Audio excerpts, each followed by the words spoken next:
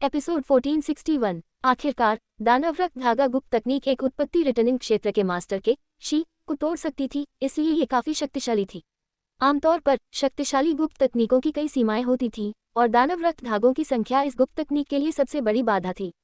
हालांकि दानव रक्त मंदिर की ये सुंदर मंदिर मास्ट ने वास्तव में 2 दानव रक्त धागे उत्पन्न किए थे और जिस आभा का वे उत्सर्जन कर रहे थे उससे देखते हुए ये दोनों दानव रक्त धागे समान रूप से शक्तिशाली थे।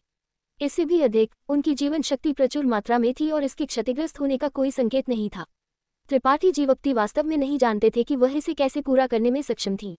केवल इसी बिंदु से ये स्पष्ट था कि वह दानव रक्त मंदिर की मंदिर मास्ट बनने में सक्षम थी। जिस क्षण उनके द्वारा 2 दानव रक्त धागे बाहर निकाले गए वे मुड़ गए और गिर गए क्योंकि उनसे बड़ी मात्रा में रक्त लाल धुंध बह निकली और 2 रक्त लाल सांपों में बदल गई। त्रिपाठी जीवप्ती की आंखें चमक उठी क्योंकि वह उत्साह की एक झलक दिखाने में मदद नहीं कर सके। उनके सुनहरे रक्त धागे इस स्तर तक नहीं पहुंच सके, इसलिए ऐसा लगा कि उनका अनुमान सही था। इस दानव रक्त धागा गुप्त तकनीक में अभी भी बहुत अधिक क्षमता थी जिसे उजागर किया जाना था।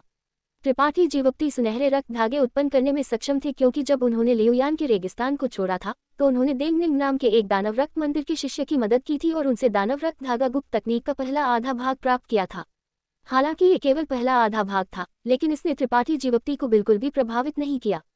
त्रिपाठी जीवप्ती ने पहले अनुमान लगाया था कि इस गुप्त तकनीक का दूसरा आधा भाग यह वर्णन करना चाहिए कि दानव रक्त धागों का लचीले ढंग से उपयोग कैसे करें और इसके विभिन्न परिवर्तन कैसे करें।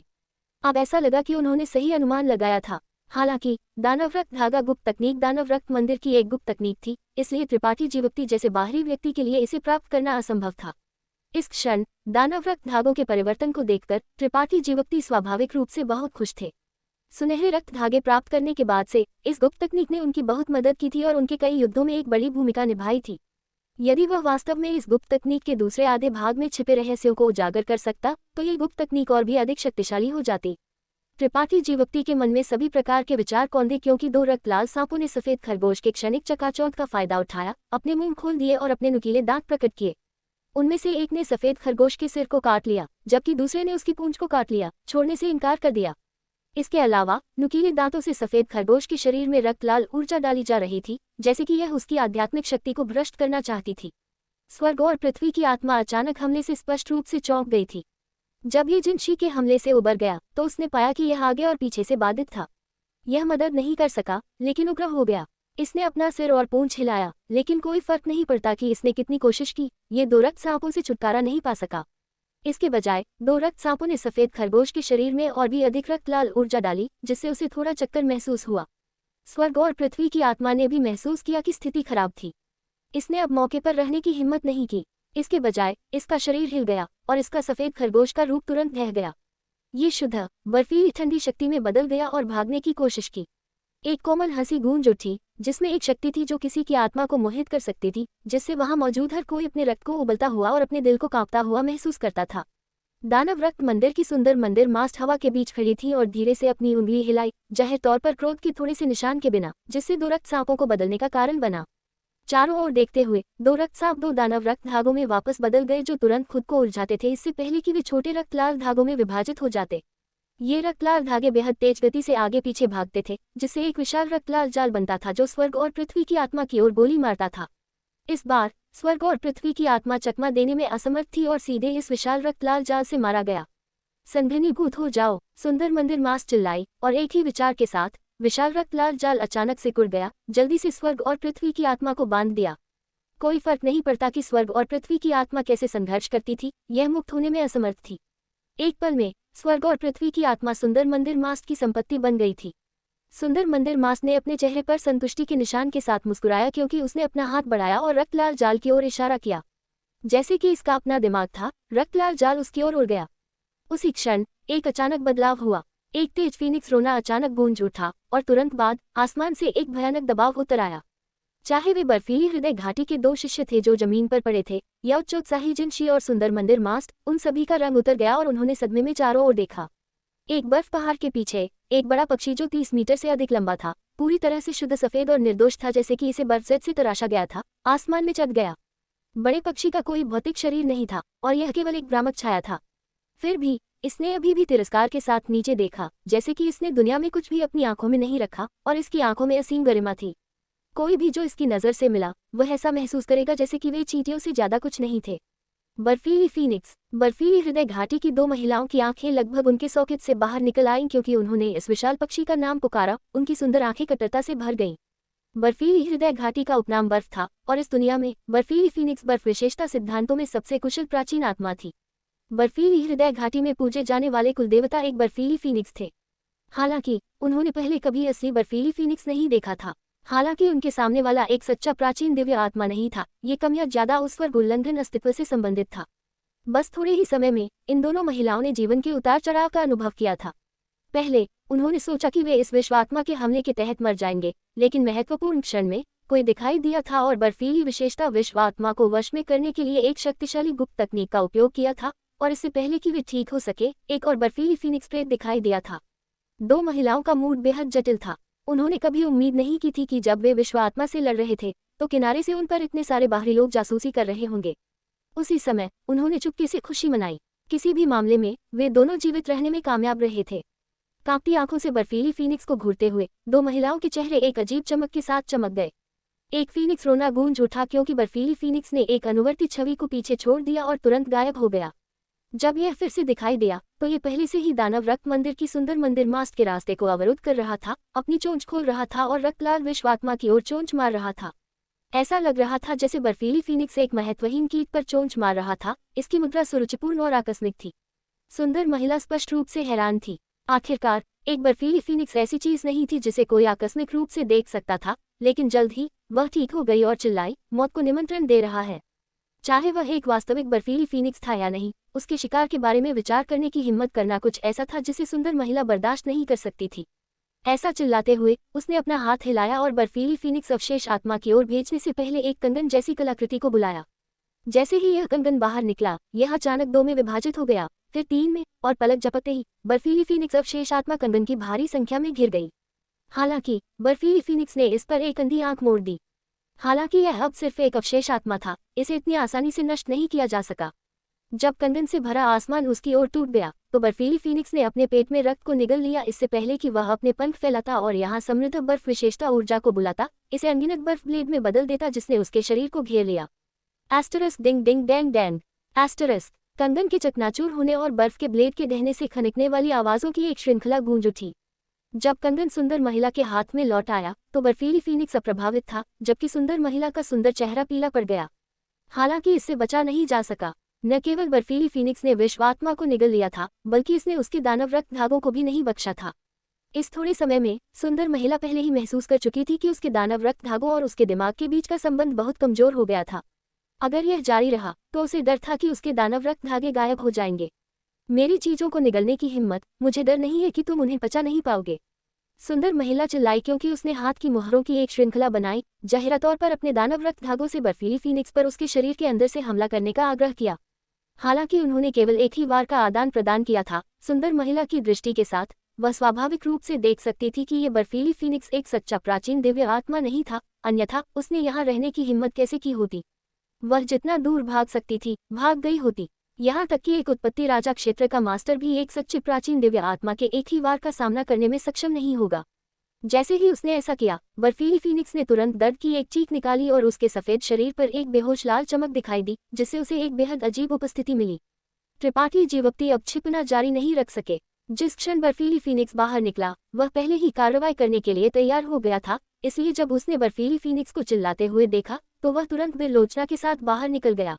निश्चित रूप से ये तुम थे, छोटे कमीने। जिनशी बगल से बाहर निकले और त्रिपाठी जीवप्ती से मिलने के लिए पहल की, सीधे उनके रास्ते को अवरुद्ध कर दिया। उनके चेहरे पर क्रोध और दुर्भावना का एक रूप भर गया क्योंकि उन्होंने त्रिपाठी जीवप्ती को घूरकर देखा। उनकी अभिव्यक्ति बेहद भयंकर थी। त्रिपाठी जीवप्ती नहीं चले, बस ठंडे होकर उन्हें देखते हुए बर्फीली फीनिक्स पर अपना ध्यान वापस कर दिया। वह बर्फीली फीनिक्स को कुछ भी करने का आदेश नहीं दे सका क्योंकि इसकी अवशेष आत्मा केवल अस्थायी रूप से यहाँ रहने के लिए अपने शरीर को एक माध्यम के रूप में उपयोग कर रही थी। अगर ऐसा नहीं होता तो वह बर्फीली फीनिक्स को आदेश देने में सक्षम होता, जिससे उसे बेहद चिंतित महसूस होता। डर होता है कि बर्फीली फीनिक्स के साथ यहाँ कुछ हो जाएगा। सौभाग्य से, हालांकि बर्फीली फीनिक्स केवल एक अवशेष आत्मा थी, फिर भी ये जानती थी कि चुनाव कैसे करना है। थोड़ी देर के लिए एक तेज रोने देने के बाद बर्फीली फीनिक्स ने अपना मुंह खोला और एक रक्तलाल रोशनी थूक दी। जैसे ही यह रक्तलाल रोशनी दिखाई दी, ये तुरंत दो दानव रक्त धागों में विभाजित हो गई और सुंदर महिला के हाथों में लौट आई। आखिरकार यह एक गुप्त तकनीक थी जिसे दानव रक्त मंदिर के मंदिर मास्ट ने अनगिनत वर्षों तक परिष्कृत करने में बिताया था, इसलिए इसे पचाना आसान नहीं था। दानव रक्त धागों को थूकने के बाद बर्फीली फीनिक्स ने एक लंबी चीख निकाली और एक सफेद रोशनी में बदल गई जो सीधे त्रिपाठी जीवप्ती के शरीर में दौड़ गई और गायब हो गई। एक विश्व आत्मा को निगलने के बाद बर्फीली फीनिक्स संतुष्ट था और अपनी ताकत बढ़ाने के लिए इसे जल्द से जल्द परिष्कृत करने की आवश्यकता थी। जहां तक अगली लड़ाई का सवाल था, इसका इससे कोई लेना देना नहीं था। जिस क्षण बर्फीली फीनिक्स ने उनके शरीर में प्रवेश किया, त्रिपाठी जीवप्ती मदद नहीं कर सके, लेकिन काम गए क्योंकि उन्होंने अपनी रीढ़ के नीचे एक ठंड महसूस की। सौभाग्य से इस ठंड ने उन्हें ज्यादा प्रभावित नहीं किया, अन्यथा उनके पास घूमने और भागने के अलावा कोई विकल्प नहीं होता। एक चिंगारी को चकमक पत्थर के टुकड़े से उड़ने में लगने वाले समय में अप्रत्याशित घटनाओं की एक श्रृंखला हुई। यह इतना तेज था कि लगभग कोई भी प्रतिक्रिया नहीं दे सका। बर्फीली हृदय घाटी की दो महिलाएं जो अपने ही खून के एक पूल में पड़ी थी, मदद नहीं कर सकी, लेकिन दिलचस्पी के रूप दिखाने लगी जब उन्होंने देखा कि बर्फीली फीनिक्स वास्तव में त्रिपाठी जीवप्ती के शरीर में प्रवेश करने की पहल करता है। वे मदद नहीं कर सके, लेकिन आश्चर्यचकित हुए कि इस आदमी को इस तरह के खजाने को प्राप्त करने की अनुमति देने के लिए किस तरह के स्वर्ग उल्लंघन के अवसर का सामना करना पड़ा था, अगर वे इस बर्फीली फीनिक्स को प्राप्त कर सकते थे। दूसरी ओर दानव रक्त मंदिर की सुंदर मंदिर मास्ट उग्र थी। उनके चांदी के दांत कसकर बंद थे क्योंकि उन्होंने त्रिपाठी जीवप्ती की ओर घूरकर देखा। एपिसोड 1462 फायर त्रिपाठी जीवप्ती और जिन शी का आमना सामना। विश्व आत्मा उसकी पहुंच में थी, लेकिन इसे त्रिपाठी जीवप्ती के बर्फीली फीनिक्स ने छीन लिया था। इस लाभ और हानि के बीच दानव रक्त मंदिर की मंदिर मास्ट के मनोदशा की कल्पना की जा सकती थी। इस क्षण में वह इच्छा करती थी कि वह अपने दिल में नफरत निकालने के लिए त्रिपाठी जीवप्ती की खाल उधेड़ सकती थी और उसकी हड्डियों को धूल में मिला सकती थी। हालांकि अपने सामने की स्थिति का सावधानीपूर्वक आकलन करने के बाद इस सुंदर महिला ने अचानक अपना गुस्सा रोक लिया और इसके बजाय आकर्षक रूप से मुस्कुराए। उसकी सुंदर आंखें चमक उठी क्योंकि उसने धीरे से पुकारा, छोटे भाई, हम वास्तव में फिर से मिलने के लिए भाग्यशाली हैं। उसने उत्साहपूर्वक त्रिपाठी जीवप्ती को देखा और जब वह बोली तो उसकी गुलाबी जीभ उसके मुंह से बाहर निकली और उसके लाल होंठों को चाटा, जैसे कि उसने अभी एक स्वादिष्ट भोजन देखा हो। उसके चेहरे पर उत्साह का भाव दिखाई दिया। ये वास्तव में भाग्य है। त्रिपाठी जीवप्ती मुस्कुराए और धीरे से सिर हिलाया। बेरलोचना की भौहें थोड़ी सिकुड़ गई क्योंकि उसने त्रिपाठी जीवप्ती को घूर कर देखा और धीमी आवाज में पूछा, क्या आप उसे जानते हैं? आप व्यभिचारी, क्या आप फिर से अन्य महिलाओं के साथ छेड़खानी कर रहे हैं? वह स्पष्ट रूप से दानव रक्त मंदिर की मंदिर मास्ट के वर्तमान रूप को देखने के लिए अभ्यस्त नहीं थी और सोचा कि त्रिपाठी जीवप्ती का उसके साथ किसी प्रकार का संबंध था। उसका सवाल सुनकर त्रिपाठी जीवप्ती ने उस पर एक नजर डाली, लेकिन समझाने की जहमत नहीं उठाए। छोटे भाई, हम सभी छायांकित तारा से हैं और एक परिवार है। इस मंदिर मास्ट के अच्छे भाग्य को बर्बाद करने की जहमत क्यों उठाएं? सुंदर महिला अभी भी मीठा मुस्कुरा रही थी और उसका हर कदम अंतहीन आकर्षण बिखेरता हुआ लग रहा था। उसकी पतली कमर ने इत्मीनान से 2 कदम आगे बढ़ाए और उसके लाल होंठ हल्के से अलग हो गए क्योंकि उसने कहा, अगर आप जानते हैं कि आपके लिए क्या अच्छा है, तो आज्ञाकारी रूप से स्वर्ग और पृथ्वी आत्मा मुझे सौंप दे और मैं गारंटी दे सकती हूँ कि आज कुछ नहीं हुआ। कैसा रहेगा? अच्छा, छायांकित तारा लौटने के बाद मुझे खोजने के लिए लियुयान रेत मैदान आओ और मैं वह विश्वात्मा आपको वापस कर दूंगा। त्रिपाठी जीवप्ती ने मुस्कान के साथ जवाब दिया, जैसे कि वह दानव रक्त मंदिर की मंदिर मास्ट के साथ लापरवाही से चैट कर रहे थे। घबराहट का थोड़ा सा निशान भी नहीं दिखाया। सुंदर महिला का सुंदर चेहरा ठंडा पड़ गया क्योंकि उसका दिल गुस्से से भर गया था। एक मूर्ख भी दूसरे पक्ष के शब्दों में टालमटोल अर्थ को समझ सकता था। अगर वह वास्तव में छायांकित तारा लौटती, भले ही उसके पास महान क्षमता होती, तो उसके लिए लियुयान रेत मैदान में प्रवेश करना असंभव होगा ताकि उसे ढूंढा जा सके, अकेले उस विश्व आत्मा को वापस करने दे। ये स्पष्ट था कि दूसरा पक्ष स्वर्ग और पृथ्वी की आत्मा को अपने लिए लेना चाहता था। एक लंबी आह भरते हुए दानव रक्त मंदिर की मंदिर मास्ट की सुंदर आंखों में उदासी का एक स्पर्श चमक गया, जैसे कि उसे एक बार त्रिपाठी जीवप्ती द्वारा छोड़ दिया गया था। धीरे धीरे कह रही थी, छोटे भाई, इस रानी का आपके साथ दुश्मन बनने का कोई इरादा नहीं है, लेकिन अगर आप इतने हठी होने पर जोर देते हैं तो इस रानी को आपको एक सबक सिखाने में कोई आपत्ति नहीं है। आपको ध्यान से सोचना चाहिए। अगर यह रानी कार्रवाई करती है तो आप और आपके बगल की लड़की सुरक्षित रूप से यहाँ से निकल नहीं पाएंगे। अगर तुम हिम्मत करो तो कोशिश कर सकती हो। त्रिपाठी जीवप्ती ने व्यंग्य किया। अभिमानी कमीने। जिनशी गुस्से में उड़ गया और दहाड़ता हुआ बोला, संप्रदाय नेता, उसके साथ बकवास करने की जरूरत नहीं है। आइए हम पहले उसे नीचे उतार दें। एकमात्र प्रथम कोटि उत्पत्ति रिटर्निंग क्षेत्र इतना अभिमानी होने की हिम्मत करता है। वह वास्तव में नहीं जानता कि स्वर्ग कितना ऊंचा है और पृथ्वी कितनी गहरी है। हाँ, दानव रक्त मंदिर की मंदिर मास्ट ने धीरे से सिर हिलाया। एक अजीब रोशनी उसकी सुंदर आंखों में चमक गई क्योंकि वह हल्के से हंस पड़ी। ये छोटा कमीना मेरा है। ऐसा मजबूत आदमी इस रानी को पहले कभी नहीं मिला है। उसे इस रानी की जीवन शक्ति में काफी वृद्धि करने में सक्षम होना चाहिए। जब वे उस दिन सम्राट उद्यान में प्रवेश कर चुके थे तो वह और जिनशी त्रिपाठी जीवप्ती के पास से गुजरे थे जो अपने शी को संघनीभूत कर रहे थे और त्रिपाठी जीवोक्ति को अपने भौतिक शरीर के साथ सम्राट दबाव का विरोध करते हुए देखा था। उस समय दानवरक्त मंदिर की मंदिर मास्टर त्रिपाठी जीवोक्ति की असाधारण शारीरिक शक्ति से स्तब्ध थी, इसलिए स्वाभाविक रूप से वह उसके द्वारा बहुत लुभाया गया था।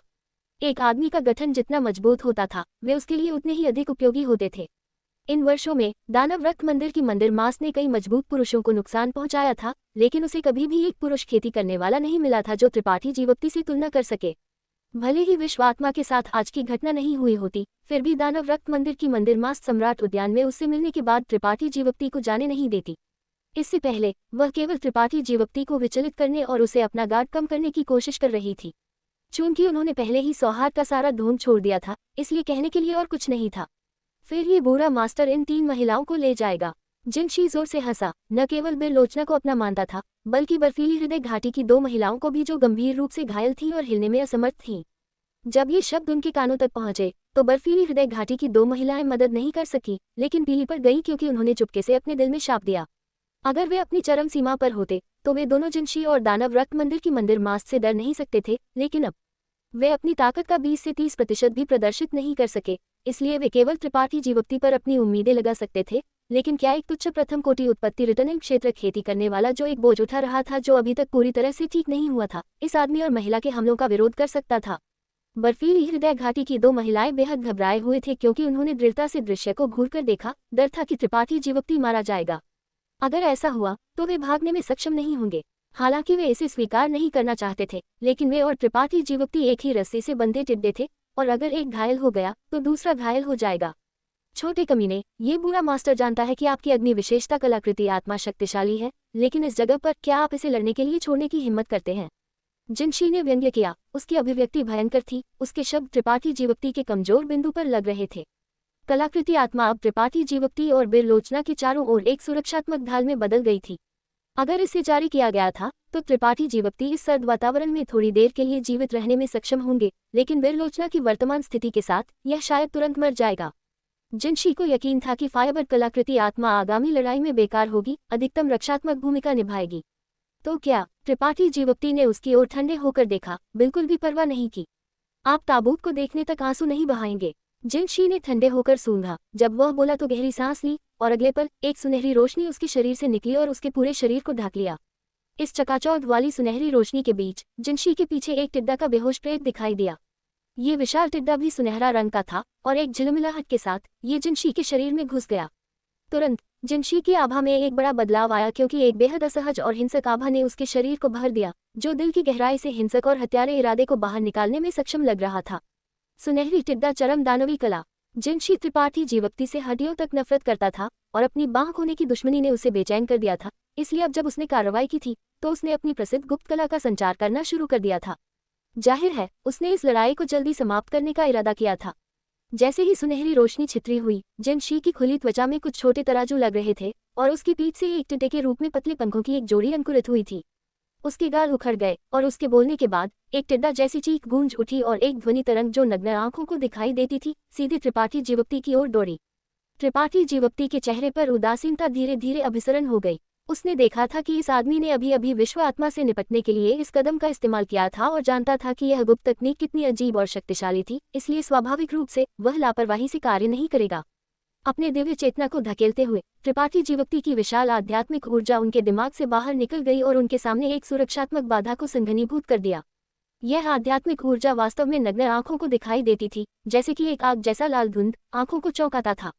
दिव्य चेतना अभिव्यक्ति। जिनशी की आंखें बाहर निकल आईं क्योंकि उसने सदमे में पुकारा। उसके चेहरे पर अविश्वास का एक रूप भर गया।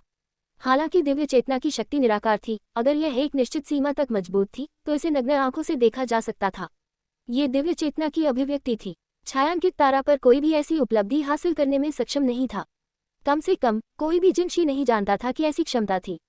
केवल एक उत्पत्ति राजा क्षेत्र खेती करने वाला ही ऐसी उपलब्धि हासिल कर सकता था। उसके सामने इस छोटे से कमीने ने स्पष्ट रूप से थोड़े समय पहले प्रथम कोटि उत्पत्ति रिटर्निंग क्षेत्र में तोड़ दिया था, तो उसके पास इतनी शक्तिशाली आध्यात्मिक ऊर्जा कैसे हो सकती थी? इसके अलावा इस आध्यात्मिक ऊर्जा द्वारा गठित बाधा के रंग से देखते हुए जिनशी के पास एक साधारण दिव्य चेतना नहीं थी, बल्कि एक परिवर्तित प्रज्वलित ज्ञान सागर था। गड़बड़। जिनशी के विचार कौंधे क्योंकि उसने चुपके से शाप दिया। उसने इस छोटे से कमीने की ताकत को अधिक आंकने की कोशिश की थी, लेकिन ऐसा लगा कि उसने अभी भी उसे कम आंका था। जिनशी द्वारा शुरू किया गया ध्वनि तरंग हमला जल्दी से त्रिपाठी जीवोक्ति के सामने दौड़ गया, लेकिन इसे पूरी तरह से आग जैसे लाल धुंध द्वारा अवरुद्ध कर दिया गया, जैसे कि समुद्र में डूबने वाला पत्थर कोई भी भूमिका निभाने में असमर्थ था। सौभाग्य से जिनशी अकेले नहीं लड़ रहे थे। उसी समय दानव रक्त मंदिर की मंदिर मास्ट ने भी कार्रवाई की, अपने कंगन जैसी कलाकृति को फिर से बुलाया और अनगिनत प्रेत कंगन भेजे जो त्रिपाठी जीवोक्ति की ओर टूट पड़े, प्रत्येक भयानक गति से भरा हुआ था। ऐसी स्थिति का सामना करते हुए त्रिपाठी जीवोक्ति की अभिव्यक्ति शांत रही, या शायद उन्होंने पहले ही इसकी उम्मीद कर ली थी। अपनी कलाई को झटकते हुए एक 3 मीटर लंबी, ब्लेड रहित, गहरे हरे रंग की तलवार के आकार की कलाकृति उसके हाथ में दिखाई दी। ड्रैगन हड्डी तलवार, हरा बूंद। अपनी संत शक्ति को पागलपन से इसमें डालते हुए हरी तलवार ने तुरंत एक शानदार हरी रोशनी जारी की, जैसे कि यह त्रिपाठी जीवोक्ति के हाथ में जीवन में आ गया था। एक गूंजते हुए ड्रैगन दहाड़ के साथ हरा जेड तलवार एक विशाल गहरे हरे रंग के ड्रैगन में बदल गई, जो कई दर्जन मीटर लंबा था, जो नंगे नुकीले दांतों और लहराते हुए पंजों के साथ दानव रक्त मंदिर की मंदिर मास्ट की ओर दौड़ा। ड्रैगन की शक्ति दुनिया पर उतर आई थी, और इस तरह का मूर्त दबाव बर्फीली फीनिक्स की तुलना में और भी अधिक भयानक था। इससे पहले कि प्रेत कंगन त्रिपाठी जीवोक्ति तक पहुंच पाते, उन्हें विशाल गहरे हरे रंग के ड्रैगन द्वारा दूर कर दिया गया और तुरंत बाद इसने अपना मुंह चौड़ा खोल दिया और दानव रक्त मंदिर की मंदिर मास्ट की ओर एक हरी धुंध थूक दी। इस हरी धुंध में एक भद्दी बदबू थी जिसने इसे सूंघने वाले किसी भी व्यक्ति को उल्टी करना चाहा। दानव रक्त मंदिर की मंदिर मास्ट ने खतरे में चिल्लाया और जल्दबाजी में चकमा दिया। उसकी सुंदर आंखें हिंसक रूप से काम रही थीं। उसने व्यक्तिगत रूप से ड्रैगन गुफा पर्वत की लड़ाई में भाग नहीं लिया था, लेकिन उसे जिनशी से एक विस्तृत रिपोर्ट मिली थी और पता था कि त्रिपाठी जीवोक्ति के हाथों में ऐसी अजीब और रहस्यमय कलाकृति थी। जब उसने जिनशी की रिपोर्ट सुनी तो उसने इसे गंभीरता से नहीं लिया था, ये सोचकर कि वह अपनी विफलता को कवर करने के लिए अतिरंजित कर रहा था। आखिरकार कलाकृतियां मृत थी जबकि लोग जीवित थे। भले ही एक कलाकृति का ग्रेड उच्च था, अगर इसका उपयोग करने वाला व्यक्ति काफी मजबूत नहीं था तो ये अपनी शक्ति का अधिक प्रदर्शन करने में सक्षम नहीं होगा। लेकिन इसे अपनी आंखों से देखने के बाद दानव रक्त मंदिर की मंदिर मास्ट ने अब ऐसा सोचने की हिम्मत नहीं की। इस कलाकृति से परिवर्तित विशाल गहरे हरे रंग के ड्रैगन में मांस और रक्त लग रहा था, जैसे कि यह एक प्राचीन दिव्य आत्मा था जो यहाँ उतर आया था, जिससे दानव रक्त मंदिर की मंदिर मास्ट ने अब इसका सामना करने की हिम्मत नहीं की। ऐसा परिणाम आश्चर्यजनक नहीं था। ड्रैगन गुफा पर्वत की लड़ाई के दौरान हालांकि त्रिपाठी जीवोक्ति ड्रैगन हड्डी तलवार का उपयोग करने में सक्षम थे, उन्होंने मुश्किल से ऐसा किया था। उस समय ड्रैगन आत्मा ने उसके साथ सहयोग नहीं किया था और यहाँ तक कि विरोध भी किया था, जिससे त्रिपाठी जीवोक्ति के लिए इसे इच्छा पर नियंत्रित करना असंभव हो गया था। लेकिन अब ड्रैगन हड्डी तलवार के अंदर ड्रैगन आत्मा ने पूरी तरह से उसके सामने आत्मसमर्पण कर दिया था और उसके दिमाग से जुड़ा हुआ था। ये जो शक्ति प्रदर्शित कर सकता था वह त्रिपाठी जीवोक्ति ने ड्रैगन गुफा पर्वत पर प्रदर्शित की थी, उससे भी अधिक थी। इसलिए दानव रक्त मंदिर की मंदिर मास्ट का हमला स्वाभाविक रूप से संपर्क पर ढह गया। अब वह केवल इस बर्फपथ विश्व के अंदर आगे पीछे चकमा दे सकती थी, जबकि विशाल गहरे हरे रंग के ड्रैगन से लड़ रही थी।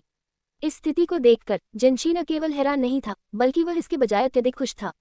इससे बचा नहीं जा सका क्योंकि त्रिपाठी जीवोक्ति की कलाकृति आत्मा उसके शरीर की रक्षा कर रही थी, जबकि ड्रैगन हड्डी तलवार भी अपने ड्रैगन रूप में बदल गई थी और धर्म गुरु का पीछा कर रही थी। इस छोटे से कमीने ने अपने दोनों ट्रम्प कार्ड प्रदर्शित किए थे, जिससे जिनशी का डर पूरी तरह से गायब हो गया था। त्रिपाठी जीवोक्ति ने अपनी सबसे शक्तिशाली गुप्त कलाओं, दिव्य चेतना की अभिव्यक्ति और ड्रैगन हड्डी तलवार का उपयोग करके जिनशी और दानव रक्त मंदिर की मंदिर मास्ट दोनों के हमलों का सामना किया है। अब जिनशी त्रिपाठी जीवोक्ति के कमजोर होने के कारण खुश है। एपिसोड 1463 क्रॉस सॉर्ड्स, जिनशी का पलटवार और त्रिपाठी जीवोक्ति का दांव। जिनशी को विश्वास था कि अपनी ताकत के साथ वह पलक झपकते ही त्रिपाठी जीवोक्ति का सिर ले लेगा। जब तक वह त्रिपाठी जीवोक्ति को मार सकता था, विशाल गहरे हरे रंग के ड्रैगन का स्वाभाविक रूप से उसके लिए कोई उपयोग नहीं होगा। इतना ही नहीं, वह उत्कृष्ट स्वर्ण का वह टुकड़ा भी प्राप्त करने में सक्षम होगा, जिससे वह अपनी सुनहरी टिड्डा चरम दानवी कला के भव्य सिद्धि चरण तक पहुंच सकेगा।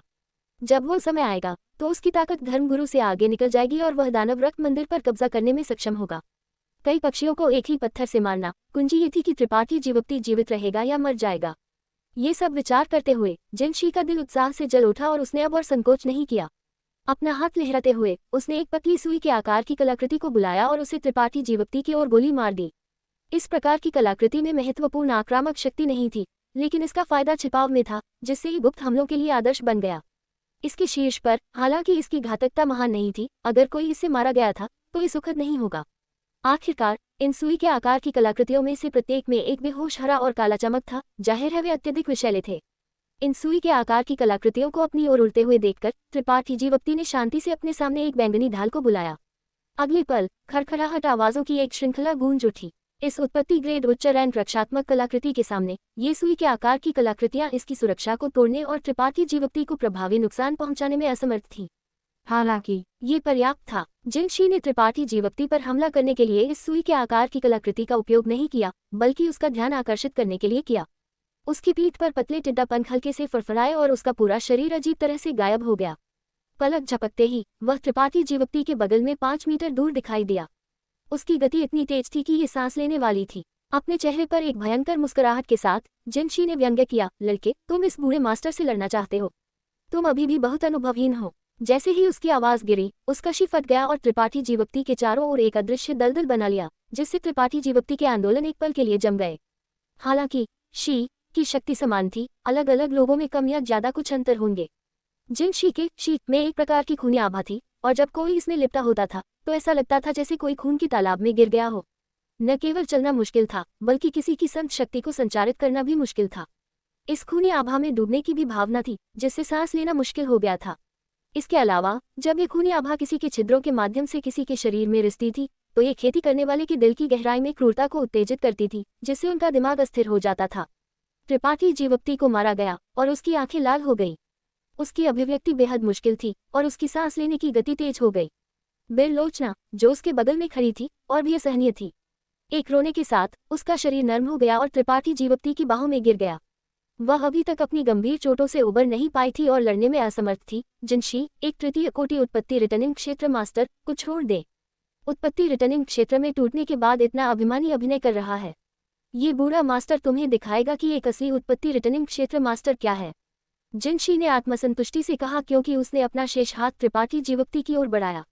ये हाथ तराजू से ढका हुआ था और भयानक लग रहा था, लेकिन यह निर्विवाद था कि इसमें भयानक शक्ति थी।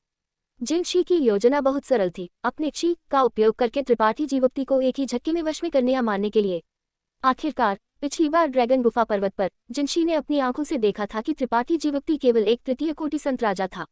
हालांकि वह अब उत्पत्ति रिटर्निंग क्षेत्र में टूट गया था, लेकिन उसके पास निश्चित रूप से अपना शी सिंधनीभूत करने का समय नहीं था। दूसरे शब्दों में, उसके और एक संत राजा के बीच का अंतर केवल ये था कि उसकी खेती थोड़ी बढ़ गई थी, कोई मौलिक परिवर्तन नहीं हुआ था। दुश्मन की कमजोरी पर हमला करने के लिए अपनी ताकत का उपयोग करते हुए जिनशी का विचार निस्संदेह सही था। हालांकि यह एक अच्छा विचार था। जिनशी कभी कल्पना नहीं कर सकता था कि इतने कम समय में त्रिपाठी जीवक्ति का शी पहले ही लघु सिद्धि चरण तक पहुंच गया था और इस क्षेत्र में कई वर्षों से रहे किसी भी उत्पत्ति रिटर्निंग क्षेत्र मास्टर से कम नहीं था। जैसे ही बड़ा हाथ त्रिपाठी जीवक्ति को पकड़ने वाला था, त्रिपाठी जीवक्ति के मुंह के कोने अचानक ऊपर की ओर मुड़ गए और उसके चेहरे पर एक व्यंग्यात्मक मुस्कान दिखाई दी। उसकी आंखों में घबराहट गायब हो गई और उसकी जगह अतुलनीय शांति आ गई। इस स्थिति को देखकर जिनशी का दिल कस गया, क्योंकि उसे अवचेतन रूप से लगा कि कुछ गलत था। एक अभूतपूर्व संकट की भावना ने उसके शरीर को भर दिया। इससे पहले कि वह ये पता लगा पाता कि त्रिपाठी जीवक्ति जानबूझकर उसे रहस्यमय कर रहा था या अगर उसकी पकड़ में वास्तव में जीत थी, तो दूसरी तरफ से एक रहस्यमय शक्ति अचानक उभरी, न केवल उसे लपेट लिया बल्कि उसके शी को भी दूर कर दिया। एस्टरिस्क कचा, एस्टरिस्क। जिनशी की आत्मा की गहराई से एक आवाज ने उसके रंग को नाटकीय रूप से बदल दिया।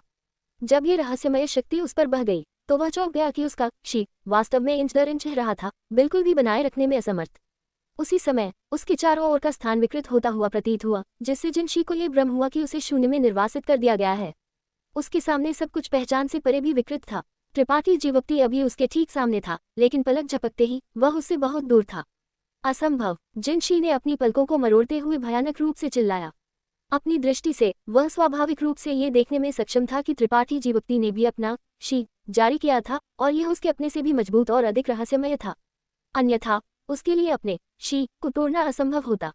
उसकी शी में किस तरह की शक्ति को विलय कर दिया गया था? यह उसके चारों ओर के स्थान को क्यों विकृत करेगा? जिनशी का बड़ा हाथ स्पष्ट रूप से त्रिपाठी जीवक्ति से केवल 3 इंच दूर था, लेकिन वह जारी रखने में असमर्थ था, क्योंकि उसकी दृष्टि में त्रिपाठी जीवक्ति की स्थिति नाटकीय रूप से बदल गई थी। उसे विश्वास नहीं था कि वह त्रिपाठी जीवक्ति को एक ही झटके में मार सकता है। अंतरिक्ष बल। त्रिपाठी जीवक्ति के शी ने अंतरिक्ष के दांव के रहस्यों को संघनीभूत कर दिया था, इसलिए जहां कहीं भी उसका शी ढका हुआ था, स्थान बदल जाएगा। ये कुछ ऐसा था जिसे त्रिपाठी जीवक्ति ने सम्राट उद्यान में प्रवेश करने से पहले सम्राट दबाव के माध्यम से समझा था। इस यात्रा के पिछले कुछ दिन बर्बाद नहीं हुए थे। सम्राट दबाव की शक्ति ने त्रिपाठी जीवक्ति को अपने अंतरिक्ष बल को अपने शी में विलय करने की अनुमति दी थी। हालांकि वह अभी भी इसे पूरी तरह से एकीकृत करने में असमर्थ था, लेकिन अपनी दिव्य तकनीक के इस प्रकार के विलय से साधारण शी की तुलना में निस्संदेह अधिक शक्तिशाली था। वर्तमान स्थिति इसका सर्वोत्तम चित्रण थी। ये पहली बार था जब त्रिपाठी जीवक्ति ने एक लड़ाई में अपने शी का उपयोग किया था, इसलिए उन्हें इसके लिए महान उम्मीदें थीं। अब ऐसा लगता था कि परिणाम वास्तव में उल्लेखनीय थे। सभी निष्पक्षता में जिनशी की ताकत असाधारण थी। वह कई वर्षों से प्रसिद्ध था और उसकी खेती तृतीय कोटि उत्पत्ति रिटर्निंग क्षेत्र तक पहुंच गई थी। अगर वे वास्तव में लड़ते थे तो उसे मारना बहुत मुश्किल होगा। इस विशेष वातावरण का उल्लेख नहीं करना जहां त्रिपाठी जीवक्ति के पास बिरलोचना की देखभाल करने के लिए थी, जबकि उसके प्रतिद्वंद्वी के पास भी उसी क्षेत्र में एक मददगार था। सभी प्रकार के प्रतिबंधों ने त्रिपाठी जीवक्ति को अपने दुश्मन के प्रति कमजोरी दिखाने और जानबूझकर जिनशी को करीब लाने के लिए मजबूर किया। दानवरक्त मंदिर की मंदिर मास्ट के पहले वार का सामना करते समय त्रिपाठी जीवक्ति ने हरे ड्रैगन हड्डी तलवार को बुलाया था। ये सब उसकी योजना का हिस्सा था, जिसका उद्देश्य जिनशी को अपना गार्ड कम करना था। दूसरा पक्ष वास्तव में अभिमानी था, ये सोचकर कि ड्रैगन हड्डी तलवार और कलाकृति आत्मा की मदद के बिना त्रिपाठी जीवक्ति एक नर्म आलू बुखारा था और वास्तव में उस पर सीधे हमला करने की हिम्मत करता था। इतने अच्छे अवसर के साथ त्रिपाठी जीवक्ति इसे कैसे याद कर सकता था। त्रिपाठी जीवक्ति का आंकड़ा झिलमिलाया क्योंकि उसने अपने अंतरिक्ष बल को धकेल दिया और जहां वह खड़ा था वहां से गायब हो गया। जब वह फिर से दिखाई दिया तो वह जिनशी के पीछे था। यह उसकी चरम गति के कारण होने वाला भ्रम नहीं था, बल्कि सच्चा टेलीपोर्टेशन था। अपने शी की सीमा के भीतर त्रिपाठी जीवक्ति ऐसा कर सकता था, लेकिन दुर्भाग्य से उसके शी की सीमा 300 मीटर से कम थी। दूसरे शब्दों में वह केवल इस छोटे दायरे में टेलीपोर्ट कर सकता था, लेकिन फिर भी यह अभी भी काफी आश्चर्यजनक था। जिनशी अभी भी अपनी चार्जिंग मुद्रा को बनाए रखता था और अपने चकाचौंध से उबर नहीं पाया था। त्रिपाठी जीवक्ति ने अपना हाथ हिलाया और एक गहरा काला ब्लेड जैसा हमला आकार ले लिया, थोड़ा काम गया और एक तीर की तरह जिनशी की ओर गोली मार दी।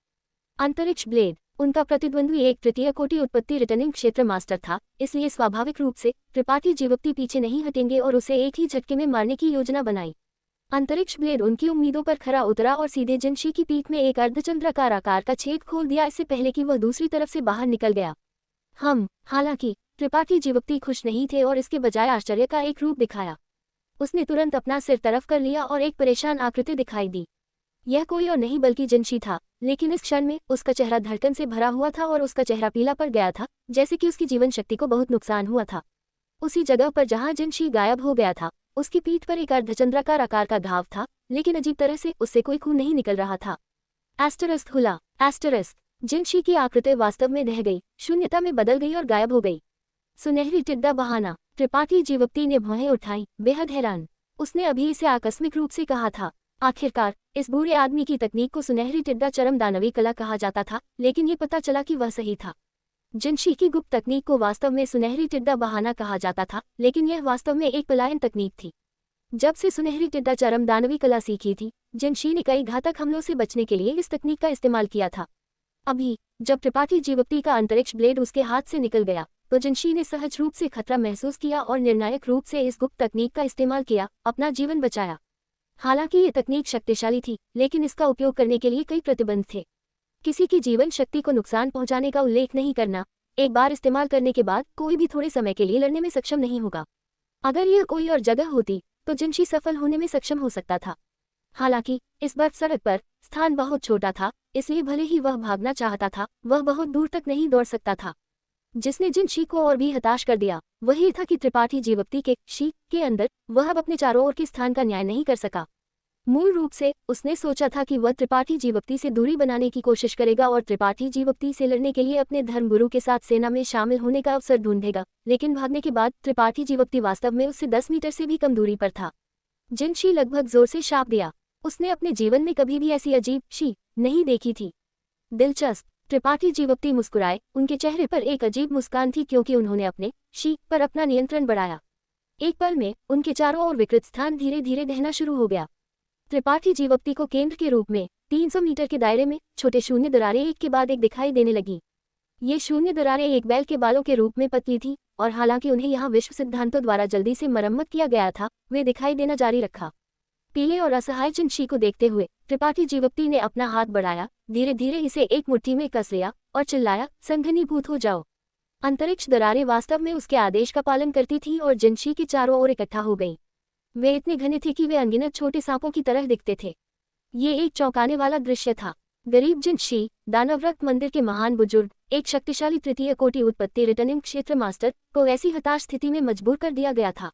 इन शून्य दरारों को सभी दिशाओं से बंद होते देखकर जिनशी का चेहरा आखिरकार घबरा गया क्योंकि उसने जल्दबाजी में चिल्लाया, रुको संप्रदाय मास्टर त्रिपाठी, कृपया दया दिखाओ। जिनशी अब त्रिपाठी जीवक्ति के नए विकसित शी के कारण पूरी तरह से फंसे हुए हैं और माफी मांग रहे हैं। दानव रक्त मंदिर की मंदिर मास्ट अभी भी हरे ड्रैगन हड्डी तलवार से लड़ रही है। एपिसोड 1464 कलिजन जिनशी का अंत और सुंदर मास्ट का पलायन।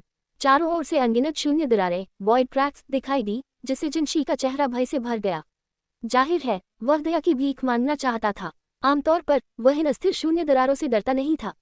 जब तक वह कुछ विशेष तरीकों का उपयोग करता, वह उन्हें आसानी से नष्ट कर सकता था और भाग सकता था, लेकिन इस क्षण में वह अपनी सबसे कमजोर स्थिति में था। उसने अभी अभी अपनी सुनहरी टिड्डा बहाना गुप्त तकनीक का इस्तेमाल किया था और केवल अपनी संत शक्ति का 30% जुटा सकता था। लेकिन त्रिपाठी जीवक्ति उसकी बकवास कैसे सुन सकते थे? सांप को मारकर छोड़ना आसान काम नहीं था, इसलिए यह आदमी आज पीड़ित होने के लायक था। घने शून्य दरारे ने जल्द ही जिनशी को निगल लिया और एक दयनीय चीख गूंज उठी। जिनशी ने बमुश्किल अपने शरीर की रक्षा के लिए अपनी संत शक्ति को संघनीभूत करने में कामयाबी हासिल की, लेकिन इसने ज्यादा भूमिका नहीं निभाई। जैसे ही उसकी संत शक्ति इन शून्य दरारों के संपर्क में आई, उसे अंतहीन शून्य में निर्वासित कर दिया गया, जिसके बाद उसका मांस, रक्त और हड्डियां।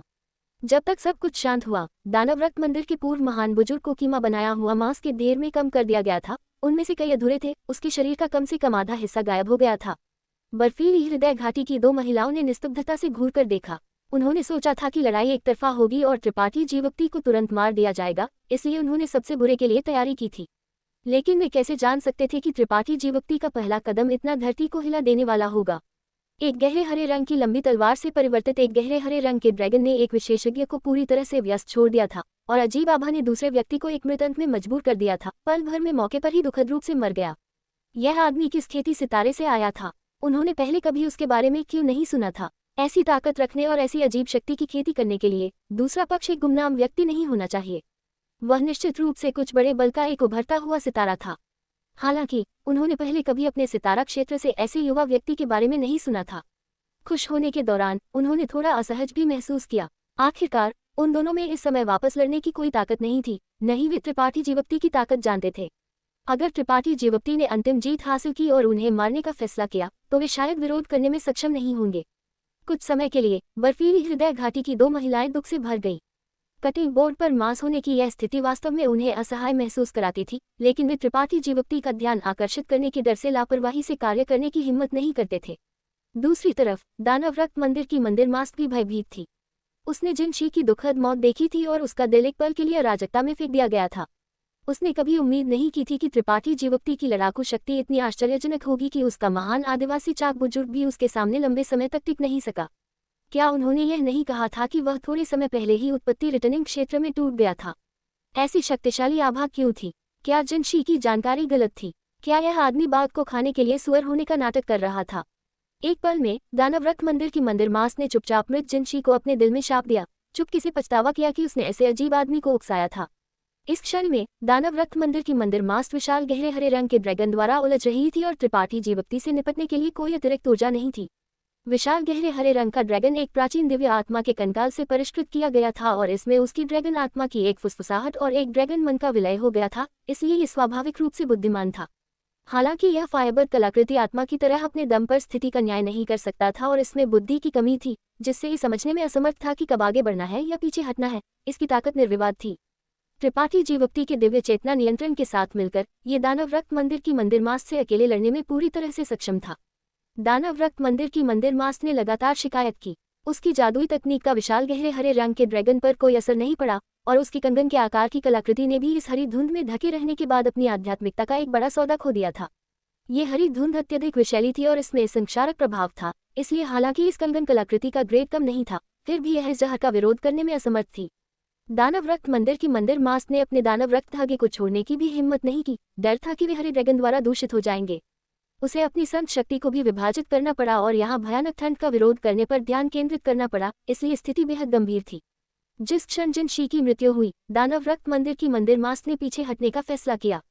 हालांकि त्रिपाठी जीवक्ति ने उसे यह अवसर नहीं दिया। उसकी आकृति झिलमिला गई क्योंकि उसने बिरलोचना को लपेटा और उसके पास पहुंचा। उसे उलझाने के लिए ड्रैगन हड्डी तलवार को नियंत्रित करने के लिए अपनी दिव्य चेतना का उपयोग किया, जबकि साथ ही साथ उसे ढकने के लिए अपना शी भेजा।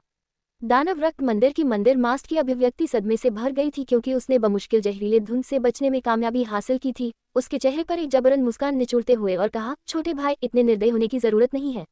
इससे भी अधिक, इस महिला ने आपके साथ कुछ भी नहीं करना चाहा। जिस स्थिति में वह थी उसे महसूस करते हुए दानव रक्त मंदिर की मंदिर मास्ट ने यहाँ तक कि अपने आप को संबोधित करने का तरीका भी बदल दिया। अब त्रिपाठी जीवप्ती के सामने खुद को इस रानी के रूप में संदर्भित नहीं किया। मुझे इतने निर्दय होने की जरूरत नहीं है, त्रिपाठी जीवप्ती ने व्यंग्य किया, क्योंकि हम भविष्य में फिर कभी नहीं मिलेंगे। दानव रक्त मंदिर की मंदिर मास्ट का रंग थोड़ा बदल गया क्योंकि उसकी सुंदर आंखें नाराजगी और घबराहट से भर गईं, मुस्कुराने के लिए मजबूर करते हुए, नहीं छोटे भाई, अगर आप इस मालकिन को जाने देते हैं तो यह मालकिन भविष्य में आपकी हर बात सुनेगी। आप इस मालकिन से जो कुछ भी करवाना चाहते हैं यह मालकिन करेगी। मैं आराम से आपकी सेवा करने का वादा करती हूँ, क्या ये ठीक है? मैं एक तृतीय कोटि उत्पत्ति रिटर्निंग क्षेत्र खेती करने वाली हूँ, इसलिए मैं आपके लिए बहुत उपयोगी रहूंगी। जैसे ही वह बोली उसकी मोहक आंखें रेशम की तरह थीं। उन कोमल लाल होठों के साथ मिलकर ये वास्तव में काफी लुभावना था। व्यभिचारी, बेरलोचना ने अपने दांत पीस लिए और शाप दिया। उसके चेहरे पर तिरस्कार का एक रूप भर गया। क्षमा करें, मुझे आप में कोई दिलचस्पी नहीं है। त्रिपाठी जीवप्ती ने एक गंभीर नजर के साथ सिर हिलाया। आप अब मर सकती हैं। जैसे ही वह बोला अनगिनत शून्य दरारें दानव रक्त मंदिर की मंदिर मास्ट के चारों ओर अंतरिक्ष में फिर से दिखाई दी और त्रिपाठी जीवप्ती के नियंत्रण में उसकी ओर इकट्ठा हो गई। अगर तुम चाहते हो कि मैं मर जाऊं तो यह मत सोचो कि तुम्हें भी आसान समय मिलेगा। दानव रक्त मंदिर की मंदिर मास्ट का व्यवहार एक पल पहले एक उन्मत्त दहाड़ में बदल गया। उसका सुंदर चेहरा कुछ हद तक विकृत हो गया क्योंकि उसने 2 रक्त लाल दानव रक्त धागे भेजे। तुरंत हाथ की मुहरों की एक श्रृंखला बनाते हुए उसने चिल्लाया, विस्फोट। एक सनसनीखेज ऊर्जा उतार चढ़ाव दानवी रक्त धागे से लहराया। जल्द ही बाद में 2 रक्त लाल रोशनी के समूह दानवी रक्त धागे से खिले। वे सबसे सुंदर फूलों की तरह थे, अपनी अंतिम सुंदरता को फूलते थे। हालांकि इस सुंदरता ने अंतहीन हत्यारे इरादे को छिपा दिया।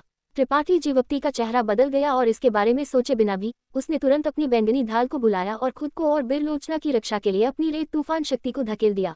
बूम बूम बूम, 2 तेज आवाजें गूंज उठी और पूरी बर्फ सड़क हिंसक रूप से हिलने लगी।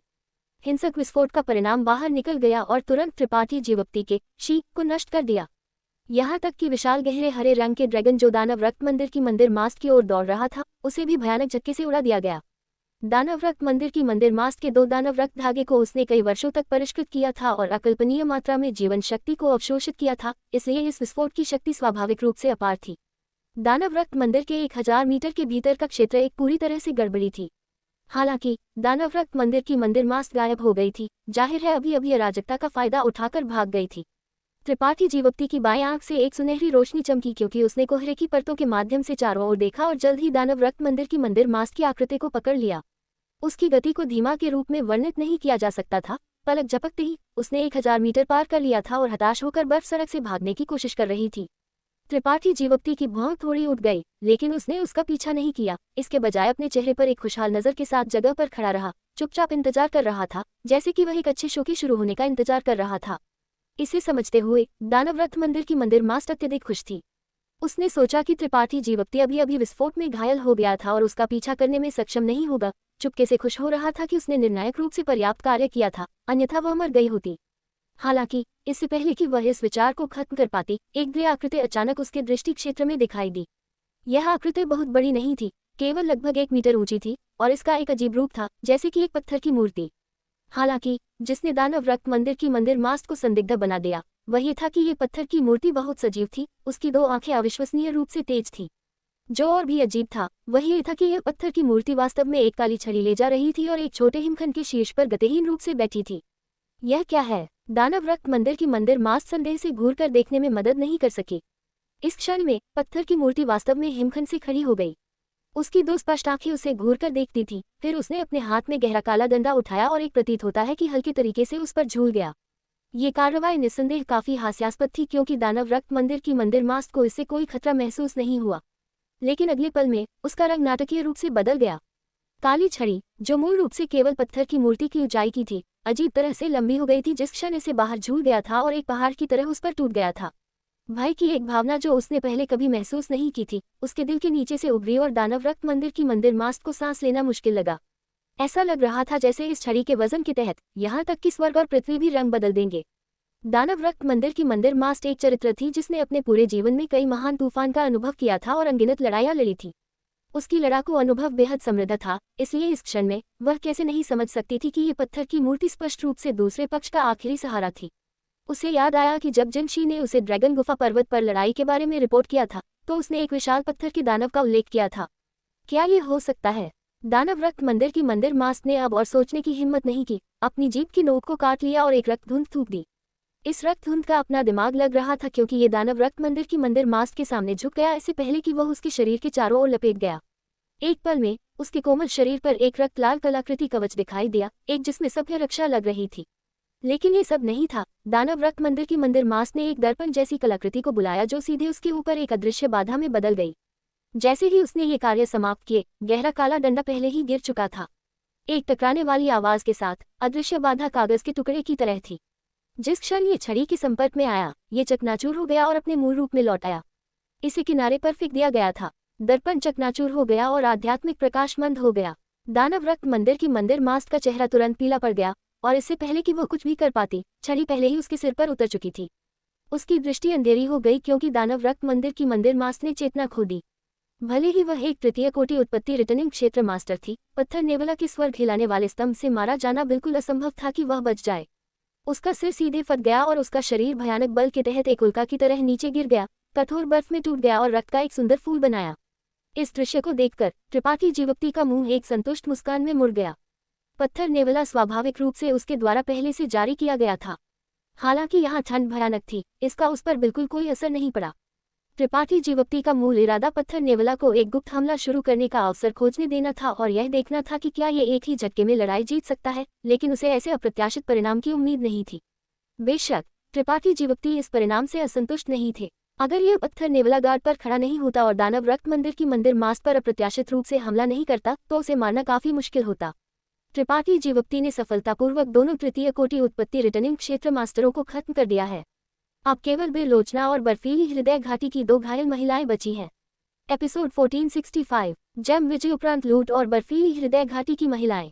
हालांकि त्रिपाठी जीवक्ति अपनी वर्तमान लड़ाकू शक्ति से किसी भी उत्पत्ति रिटर्निंग क्षेत्र मास्टर से नहीं डरते थे, लेकिन अगर दानव रक्त मंदिर की मंदिर मास्ट भागने के लिए दृढ़ संकल्पित थी तो वह कुछ भी नहीं कर सकते थे जब तक कि उन्होंने पहले से उसके सभी भागने के मार्गों को सीलबंद नहीं किया। सौभाग्य से उसकी योजना सफल नहीं हुई। एक पल बाद पत्थर नेवला दौड़ता हुआ आया और त्रिपाठी जीवक्ति को एक अंतरिक्ष वलय स्पेस रिंग सौंप दिया। ये स्पष्ट रूप से दानव रक्त मंदिर की मंदिर मास्ट से संबंधित था। त्रिपाठी जीवक्ति ने इसे लिया, अपनी दिव्य चेतना से झांका और खुशी से इसे अलग रख दिया। मंदिर मास्ट के रूप में इस सुंदर महिला का धन स्वाभाविक रूप से समृद्ध था, लेकिन त्रिपाठी जीवक्ति के पास इसे एक एक करके जांचने का समय नहीं था, इसलिए वह केवल इसे अभी के लिए अलग रख सकते थे और तब तक इंतजार कर सकते थे जब तक कि वे सम्राट उद्यान नहीं छोड़ देते। अपना सिर मोड़ते हुए त्रिपाठी जीवक्ति जिनशी का अंतरिक्ष वलय नहीं ढूंढ पाए। त्रिपाठी जीवक्ति ने अनुमान लगाया कि उसने गलती से इसे कुछ शून्य दरार में भेज दिया होगा, इसलिए इसे पुनः प्राप्त करना असंभव होगा। हालांकि यह कोई बड़ी बात नहीं थी क्योंकि इस लड़ाई से फसल पर्याप्त से अधिक थी। कम से कम त्रिपाठी जीवक्ति ने अपना मूल लक्ष्य हासिल कर लिया था। पत्थर नेवला को काली किताब अंतरिक्ष में डालते हुए त्रिपाठी जीवक्ति ने हल्के से कहा, चलो चलते हैं। हाँ, बेलोचना थोड़ी अन्यमनस्क लग रही थी क्योंकि उसने धीरे से सिर हिलाया और त्रिपाठी जीवक्ति को बर्फ सड़क के अंत की ओर ले जाने दिया। रास्ते में उसके चेहरे पर एक अजीब अभिव्यक्ति दिखाई दी। उसे लगा कि उसके पिछले विचार पूरी तरह से गलत थे। जब वह पहली बार त्रिपाठी जीवक्ति से मिली थी और पता चला था कि उसकी खेती उसी के समान थी, तो बेलोचना को अवचेतन रूप से लगा कि त्रिपाठी जीवक्ति और उसकी मालकिन एक अच्छी जोड़ी नहीं थे। उसे लगा कि त्रिपाठी जीवक्ति ने इन वर्षों में कड़ी मेहनत नहीं की थी और उसके और उसकी मालकिन के बीच का अंतर बड़ा और बड़ा होता जा रहा था।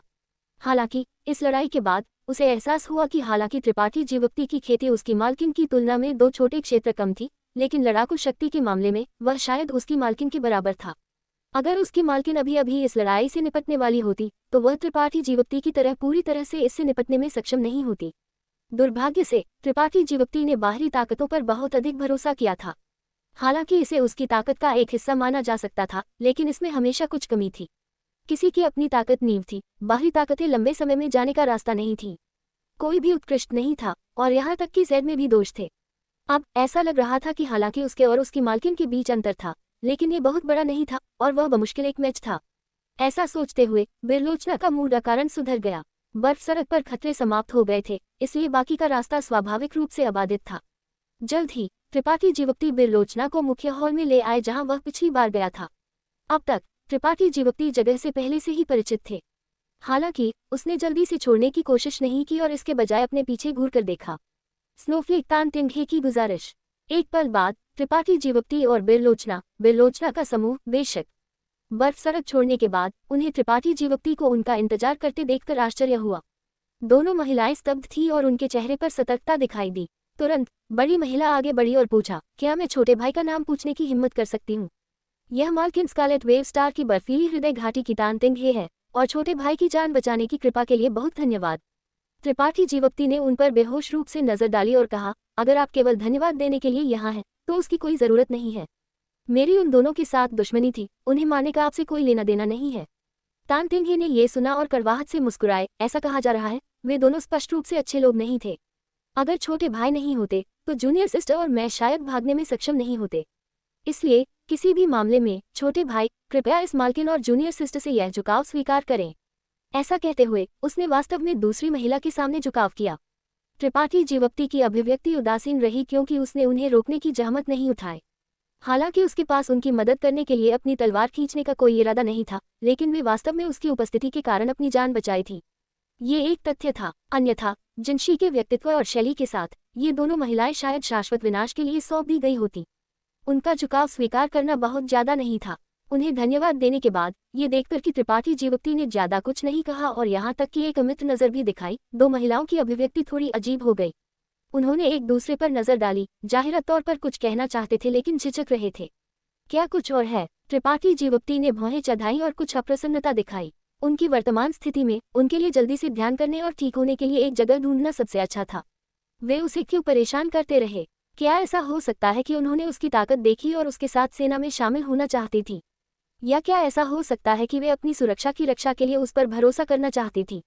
त्रिपाठी जीवप्ती ने अपने दिल में अनुमान लगाया। अगर ऐसा मामला था तो उन्होंने गलत अनुमान लगाया था। हालांकि वे काफी अच्छी दिखने वाली थी, लेकिन वह इतनी दयालु नहीं थी कि उनकी आकस्मिक रूप से मदद करे। बिरलोचना को ले जाना पहले से ही काफी मुश्किल था, इसलिए त्रिपाठी जीवप्ती का दो घायल लोगों की देखभाल करने का कोई इरादा नहीं था। यह इस तरह है। तानतिंग ने अपने कान के पीछे अपने बालों को झाड़ा क्योंकि उसने त्रिपाठी जीवप्ती को उम्मीद से देखा और पूछा, क्या मैं छोटे भाई से पूछने की हिम्मत कर सकती हूँ? वह चीज जिसने अभी अभी विश्व आत्मा को निगल लिया था, क्या वह पौराणिक प्राचीन दिव्य आत्मा बर्फीली फीनिक्स थी? त्रिपाठी जीवप्ती की आंखें सिकुड़ गई क्योंकि उसने दूसरी पार्टी को ठंडे होकर घूरकर देखा। उसकी अभिव्यक्ति उदास हो गई।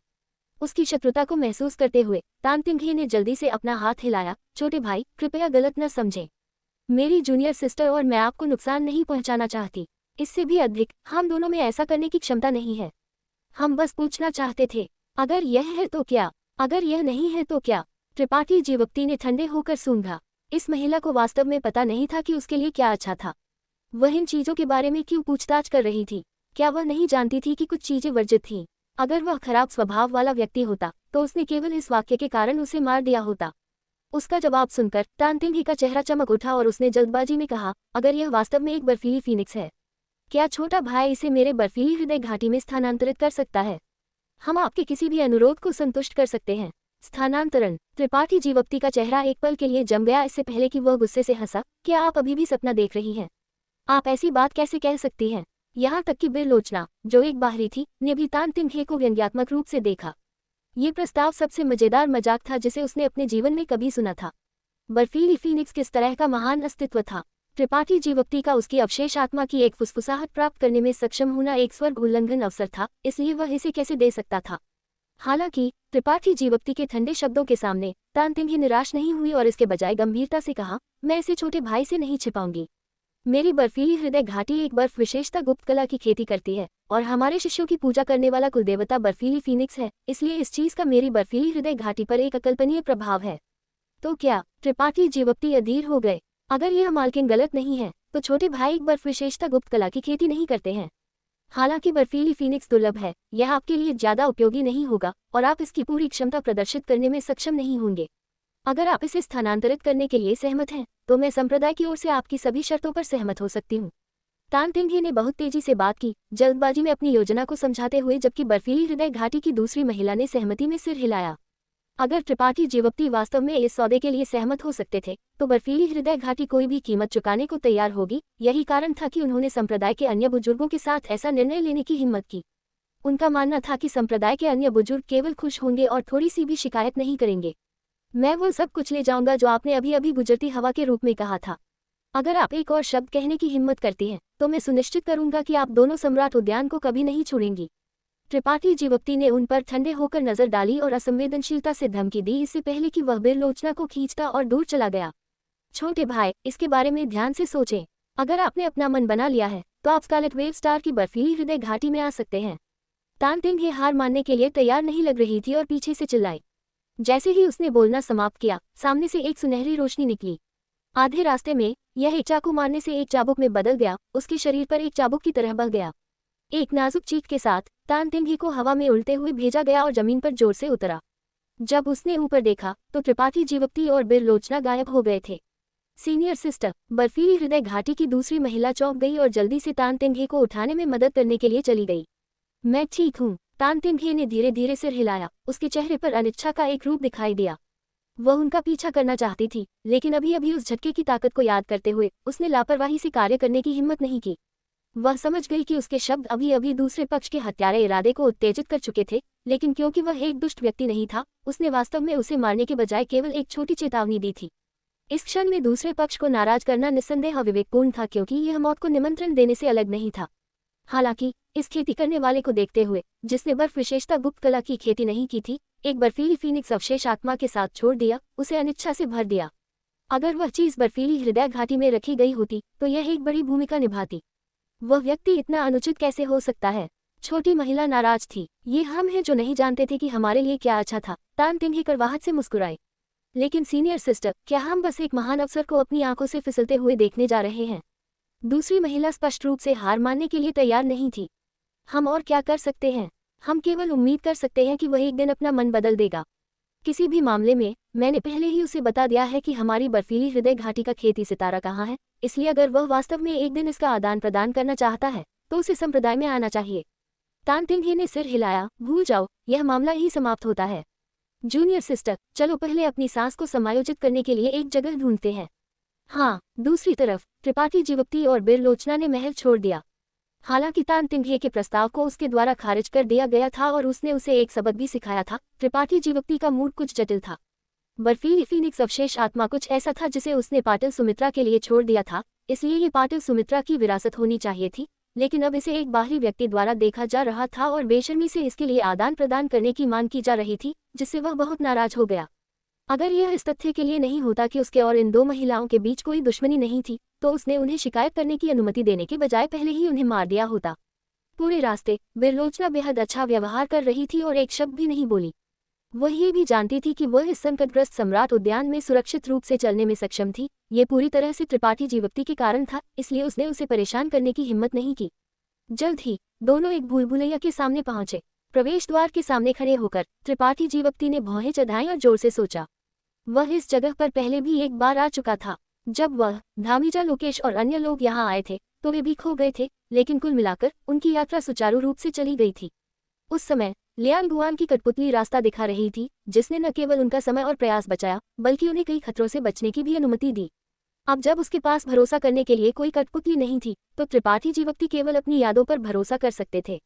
सौभाग्य से वह अभी भी उस रास्ते को याद कर सकता था जिसे उन्होंने उस दिन लिया था, इसलिए भले ही कुछ जगहें थी जिनके बारे में वह स्पष्ट नहीं था, वह उन्हें याद करने में सक्षम होना चाहिए जब वह एक निश्चित जगह पर पहुंच गया था। त्रिपाठी जीवप्ती ने अपने शत्रुओं को समाप्त कर दिया है और बिरलोचना के साथ भूलभुलैया में प्रवेश करने के लिए तैयार हैं। बर्फीली हृदय घाटी की महिलाओं को पीछे छोड़ दिया गया है।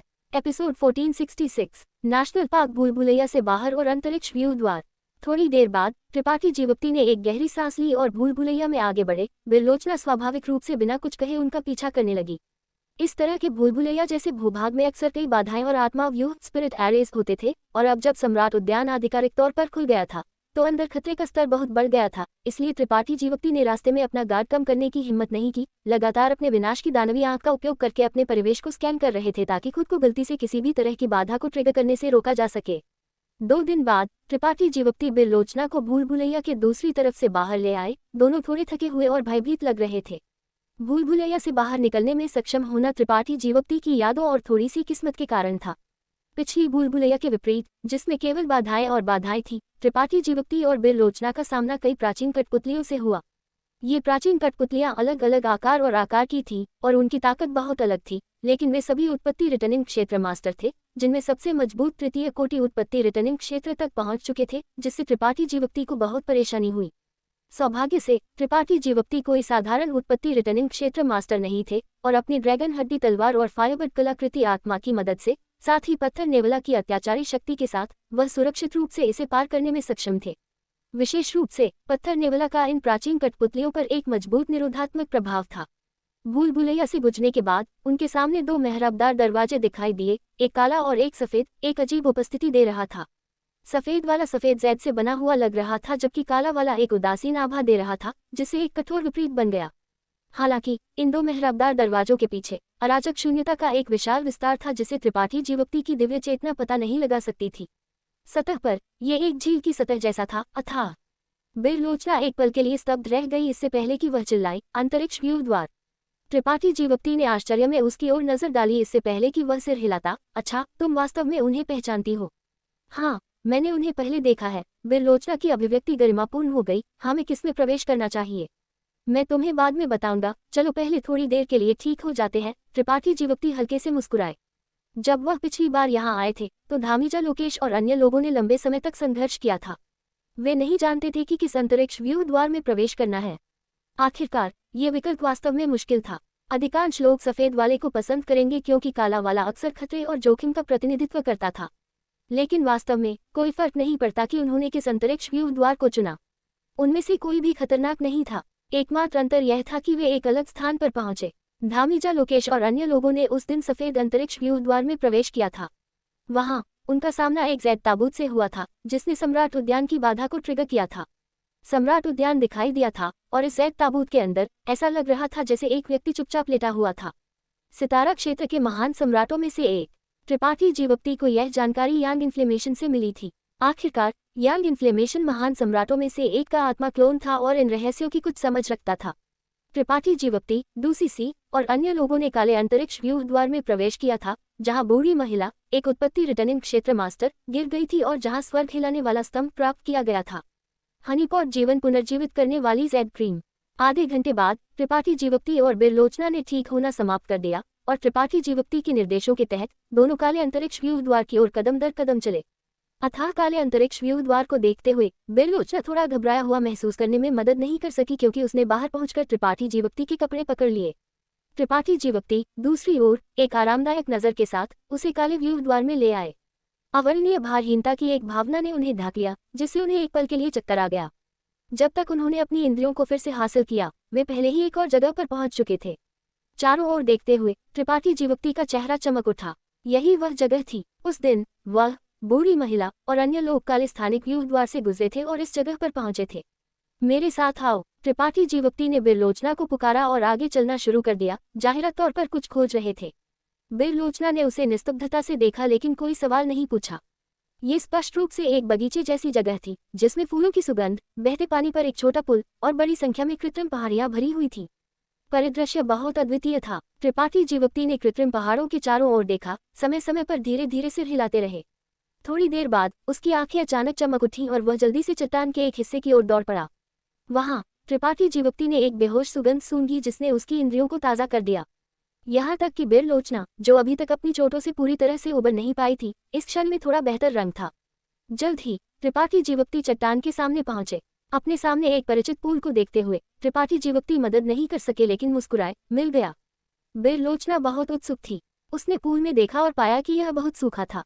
पुल के तल पर केवल थोड़ी मात्रा में दूधिया सफेद तरल था, जो लगभग नगण्य था। अजीब सुगंध इस दूधिया सफेद तरल द्वारा उत्सर्जित की गई थी। यह क्या है? बिरलोचना ने जिज्ञासा से पूछा। त्रिपाठी जीवोक्ति नहीं बोले, इसके बजाय बाहर पहुंचकर अपनी उंगली को पुल के तल पर दूधिया सफेद तरल में डुबोया, इससे पहले कि वह इसे बिरलोचना की ओर इशारा करता और कहता, अपना मुंह खोलो। बिरलोचना ने अवचेतन रूप से अपना मुंह खोला और त्रिपाठी जीवोक्ति ने सीधे अपनी उंगली अंदर डाल दी। अगले पल बिरलोचना की आंखें चौड़ी हो गई और वह मदद नहीं कर सकी, लेकिन अपनी छोटी जीभ बाहर निकाल दी, इसे त्रिपाठी जीवोक्ति की उंगली के चारों ओर कुछ बार घुमाया और स्पष्ट तरल को साफ चाट लिया। नग्न आंखों को दिखाई देने वाली गति से छोटी लड़की का चेहरा गुलाबी हो गया, इसलिए नहीं कि वह उत्तेजित या शर्मीली थी, बल्कि इसलिए कि इस क्षण में उसने महसूस किया कि उसकी जीवन शक्ति बहुत बढ़ गई थी। उसकी पिछली चोटों के कारण उसकी जीवन शक्ति में कमजोरी इस क्षण में हल हो गई थी। ध्यान करो और इसे परिष्कृत करो, इसे बर्बाद मत करो, त्रिपाठी जीवोक्ति ने आदेश दिया। उसके चेहरे पर एक अजीब मुस्कान दिखाई दी। ओह! बिरलोचना ने आज्ञाकारी रूप से तरफ चली गई, लेकिन जाने से पहले उसने त्रिपाठी जीवोक्ति को जोर से घूरकर देखा। उन दोनों को स्पष्ट रूप से खुशबू शहर के शान छिंगलुओ महल में हुई बेतुकी बातें याद थी, जब वे युवा और उतावले थे। हालांकि लगभग 30 साल बीत चुके थे, उस तरह का अनुभव बहुत खास था, कौन इसे भूल सकता था। विशेष रूप से बिरलोचना का छोटा मुंह पतला और कोमल, नाजुक और गुलाबी था, और जब वह मुस्कुराए तो छोटे चांदी के दांतों की एक पंक्ति देखी जा सकती थी, जिससे उसे एक बहुत घातक उपस्थिति मिलती थी। बिरलोचना के पालथी मारकर बैठने और जीवन पुनर्जीवित करने वाली जैड क्रीम को परिष्कृत करना शुरू करने के बाद त्रिपाठी जीवक्ति ने उत्साह के साथ चट्टान के पीछे की ओर अपनी नजर घुमाई। जब वह उस दिन यहाँ आए थे तो उन्होंने स्पष्ट रूप से अनुमान लगाया था कि इस चट्टान के पीछे कहीं शुद्ध जीवन पुनर्जीवित करने वाली जैड क्रीम छिपी होनी चाहिए। जो उसे, बूढ़ी महिला और अन्य लोगों ने प्राप्त किया था, वह सिर्फ एक पतला उत्पाद था। अब ऐसा लग रहा था कि उसका अनुमान सही था। आखिरकार वह बूढ़ी महिला और अन्य लोगों ने उस दिन इस पुल को उल्टा कर दिया था और उन्होंने कुछ भी नहीं छोड़ा था। हालांकि जब वे आज यहाँ पहुंचे तो कुछ पतला जीवन पुनर्जीवित करने वाला अमृत वास्तव में दिखाई दिया था, और ये सब कुछ समझाने के लिए पर्याप्त था। अगर यह सिर्फ त्रिपाठी जीवक्ति अकेले होते तो इस शुद्ध जीवन पुनर्जीवित करने वाली जैड क्रीम को कहाँ छिपाया गया था, ये ढूंढना थोड़ा मुश्किल हो सकता था, लेकिन आज के लिए उसने पर्याप्त तैयारी की थी।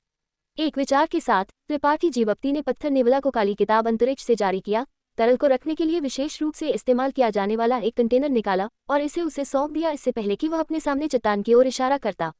पत्थर नेवला समझ गया और उसकी आकृति झिलमिला गई क्योंकि ये सीधे चट्टान में टकरा गया। अगले पल एक अजीब चीज हुई। जिस क्षण पत्थर नेवला के शरीर ने चट्टान को छुआ, वह अदृश्य होता हुआ प्रतीत हुआ और सीधे उसमें विलय हो गया, एक पल में गायब हो गया। हालांकि त्रिपाठी जीवक्ति की धारणा में वह स्पष्ट रूप से पत्थर नेवला की स्थिति को महसूस कर सकते थे और इसे लगातार चट्टान में गहराई में चलते हुए महसूस कर सकते थे। अब जब यह उससे 1000 मीटर दूर था तो त्रिपाठी जीवक्ति जगह पर खड़े हो गए और उम्मीद से इंतजार किया। पत्थर नेवला रंगीन कांच संप्रदाय के 1000 भ्रम रंगीन कांच पर्वत में भी एक छेद ड्रिल कर सकता था, इसलिए उसके लिए यहाँ कुछ ढूंढना स्वाभाविक रूप से आसान था। अगरबत्ती के लायक समय से कम समय बाद पत्थर नेवला की आकृति अचानक चट्टान से फिर से बाहर निकली और खुशी से त्रिपाठी जीवक्ति के सामने कूद गई, अपना मुंह चौड़ा खोल दिया और एक कंटेनर थूक दिया। त्रिपाठी जीवक्ति ने अपना हाथ बढ़ाया और कंटेनर को पकड़ा, अपनी दिव्य चेतना को उसकी सामग्री की जांच करने के लिए जारी किया और चौड़े से मुस्कुराने में मदद नहीं कर सके। कंटेनर के अंदर 1 फुट व्यास का एक दूधिया सफेद तरल था। हालांकि यह तरल था, ये बेहद गाढ़ा था, पूल में जीवन पुनर्जीवित करने वाली जैड क्रीम की तुलना में कम से कम 10 गुना अधिक समृद्ध। ये जीवन पुनर्जीवित करने वाली जैड क्रीम का शुद्धतम रूप था, सितारा क्षेत्र में 3 महान दिव्य जल में से एक। त्रिपाठी जीवक्ति एक अच्छे मूड में थे। उसे उम्मीद नहीं थी कि यह यात्रा इतनी सुचारू रूप से चलेगी। सम्राट उद्यान की इस यात्रा पर त्रिपाठी जीवक्ति के केवल 2 लक्ष्य थे, एक विश्वात्मा प्राप्त करना था और दूसरा जीवन पुनर्जीवित करने वाली जैड क्रीम प्राप्त करना था। हालांकि पहले को प्राप्त करने में थोड़ा प्रयास लगा था, त्रिपाठी जीवक्ति ने आखिरकार अपना लक्ष्य हासिल कर लिया था, जबकि दूसरे को बिना किसी बाधा का सामना किए प्राप्त किया था। ये सब पत्थर नेवला के रहस्यों के कारण था। उसकी मदद के बिना त्रिपाठी जीवक्ति ने अनुमान लगाया कि जीवन पुनर्जीवित करने वाली जैड क्रीम प्राप्त करने के लिए ऐसी गहरी जगह तक पहुंचना उसके लिए बहुत मुश्किल होता। इतनी जीवन पुनर्जीवित करने वाली जैड क्रीम की मदद से त्रिपाठी जीवक्ति को अब सुनहरे रक्त की कमी के बारे में चिंता करने की जरूरत नहीं थी। वास्तव में यहाँ तक कि अपने खून को शुद्ध सुनहरे रक्त से बदलना अब एक खर्चीली आशा नहीं थी। खुशी से जीवन पुनर्जीवित करने वाली जैड क्रीम के साथ थोड़ी देर छेड़छाड़ करने के बाद त्रिपाठी जीवक्ति ने इसे सोलेमनिटी से अलग रख दिया। बिरलोचना ने भी उसी क्षण अपनी आंखें खोली, उसके चेहरे पर खुशी का एक रूप भर गया। आपको कैसा लग रहा है? त्रिपाठी जीवक्ति ने आकस्मिक रूप से पूछा। बहुत बेहतर, मुझे अब लड़ने में सक्षम होना चाहिए, बिरलोचना ने हल्की से आह भरी। बिरलोचना ने राहत की सांस ली। वह पिछले कुछ दिनों से त्रिपाठी जीवक्ति के साथ थी और उसे उसके द्वारा आश्रय दिया गया था, इसलिए बिरलोचना काफी चिंतित थी। हालांकि त्रिपाठी जीवक्ति की ताकत अद्भुत थी, ये सम्राट उद्यान था, खतरों से भरी जगह, और एक और व्यक्ति कुछ भी नहीं से बेहतर था। हालांकि उसने ये कहने की हिम्मत नहीं की कि उसकी खेती पूरी तरह से ठीक हो गई थी, लेकिन कम से कम वह बोझ नहीं थी। हम अब कहाँ जा रहे हैं? बिरलोचना उठ गई और पूछा। मेरे पीछे आओ, वहाँ एक अच्छी चीज है। त्रिपाठी जीवक्ति मुस्कुराए, उनकी अभिव्यक्ति शांत थी। जिस अच्छी चीज का वह उल्लेख कर रहे थे वह स्वाभाविक रूप से पत्थर का टीला था जिसमें कियानतोंग को उस समय फंसाया गया था।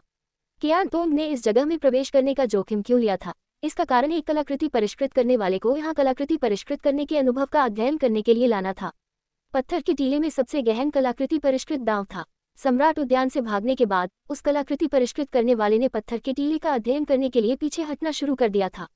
थोड़े समय पहले खबर आई थी कि इस कलाकृति परिष्कृत करने वाले ने उत्पत्ति ग्रेड कलाकृति परिष्कृत स्तर में तोड़ दिया था, जिसने दिखाया कि ये पत्थर का टीला कितना मूल्यवान था। चूंकि वह इस जगह पर आया था, त्रिपाठी जीवक्ति निश्चित रूप से इस अवसर को याद करने के लिए तैयार नहीं थे। यदि संभव हो तो वह इस पत्थर के टीले को अपने साथ ले जाना चाहते थे। इसके अलावा अगर त्रिपाठी जीवक्ति यांग इन्फ्लेमेशन को ढूंढना चाहते थे तो उन्हें इस जगह से गुजरना होगा। किसी भी मामले में ये बस रास्ते में था, इसलिए इसमें ज्यादा समय नहीं लगना चाहिए। त्रिपाठी जीवप्ती ने जीवन पुनर्जीवित करने वाली जैड क्रीम प्राप्त कर ली है और बिरलोचना ठीक हो गई है। उनका अगला लक्ष्य पत्थर का टीला है जिसमें कलाकृति परिष्कृत करने का अनुभव है। एपिसोड 1467 क्लासिकल बिल्डिंग प्राचीन महल में अप्रत्याशित पुनर्मिलन। वह जगह जहां कियान तोंग उस समय फंसा हुआ था, जहां वह अब था, वहां से बहुत दूर नहीं था। त्रिपाठी जीवप्ती ने अपनी याददाश्त का अनुसरण किया और इस बगीचे जैसी जगह को छोड़ दिया, 1000 मीटर लंबी गलियारे से गुजरे और सुचारू रूप से एक महल के अंदर पहुंचे। ये वो जगह थी जहां कियान तोंग फंसा हुआ था और पत्थर का टीला यहाँ खड़ा किया गया था। त्रिपाठी जीवप्ती ने सोचा कि चूंकि यह जगह इतनी सुनसान थी, कोई यहाँ नहीं आएगा, लेकिन महल में कदम रखने के बाद उसे एहसास हुआ कि वह गलत था। न केवल कोई यहाँ आया था, बल्कि एक से अधिक थे। थोड़ी दूरी पर 7 या 8 लोग एक साथ खड़े थे, वे सभी एक निश्चित दिशा में घूर रहे थे। इन 7 या 8 लोगों में से प्रत्येक एक शक्तिशाली आभा उत्सर्जित कर रहा था। पुरुष और महिलाएं, बूढ़े और जवान थे, लेकिन इन 7 या 8 लोगों के बीच एक युवा व्यक्ति था जो अलग दिखता था। इस युवा व्यक्ति का चेहरा जैद के मुकुट जैसा था। उसके होंठ लाल और दांत सफेद थे। उसकी खुली त्वचा इतनी गोरी थी कि वह किसी भी महिला को ईर्ष्या से भर देती। इस क्षण में उसने अपने हाथ में एक फोल्डिंग पंखा पकड़ा हुआ था।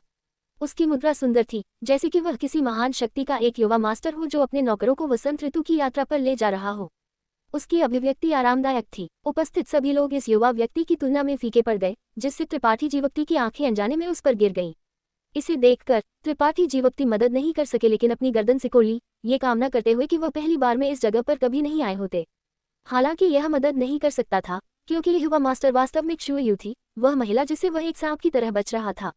वह यहाँ क्यों है? त्रिपाठी जीवप्ती मदद नहीं कर सके, लेकिन अपने दिल में शाप दिया।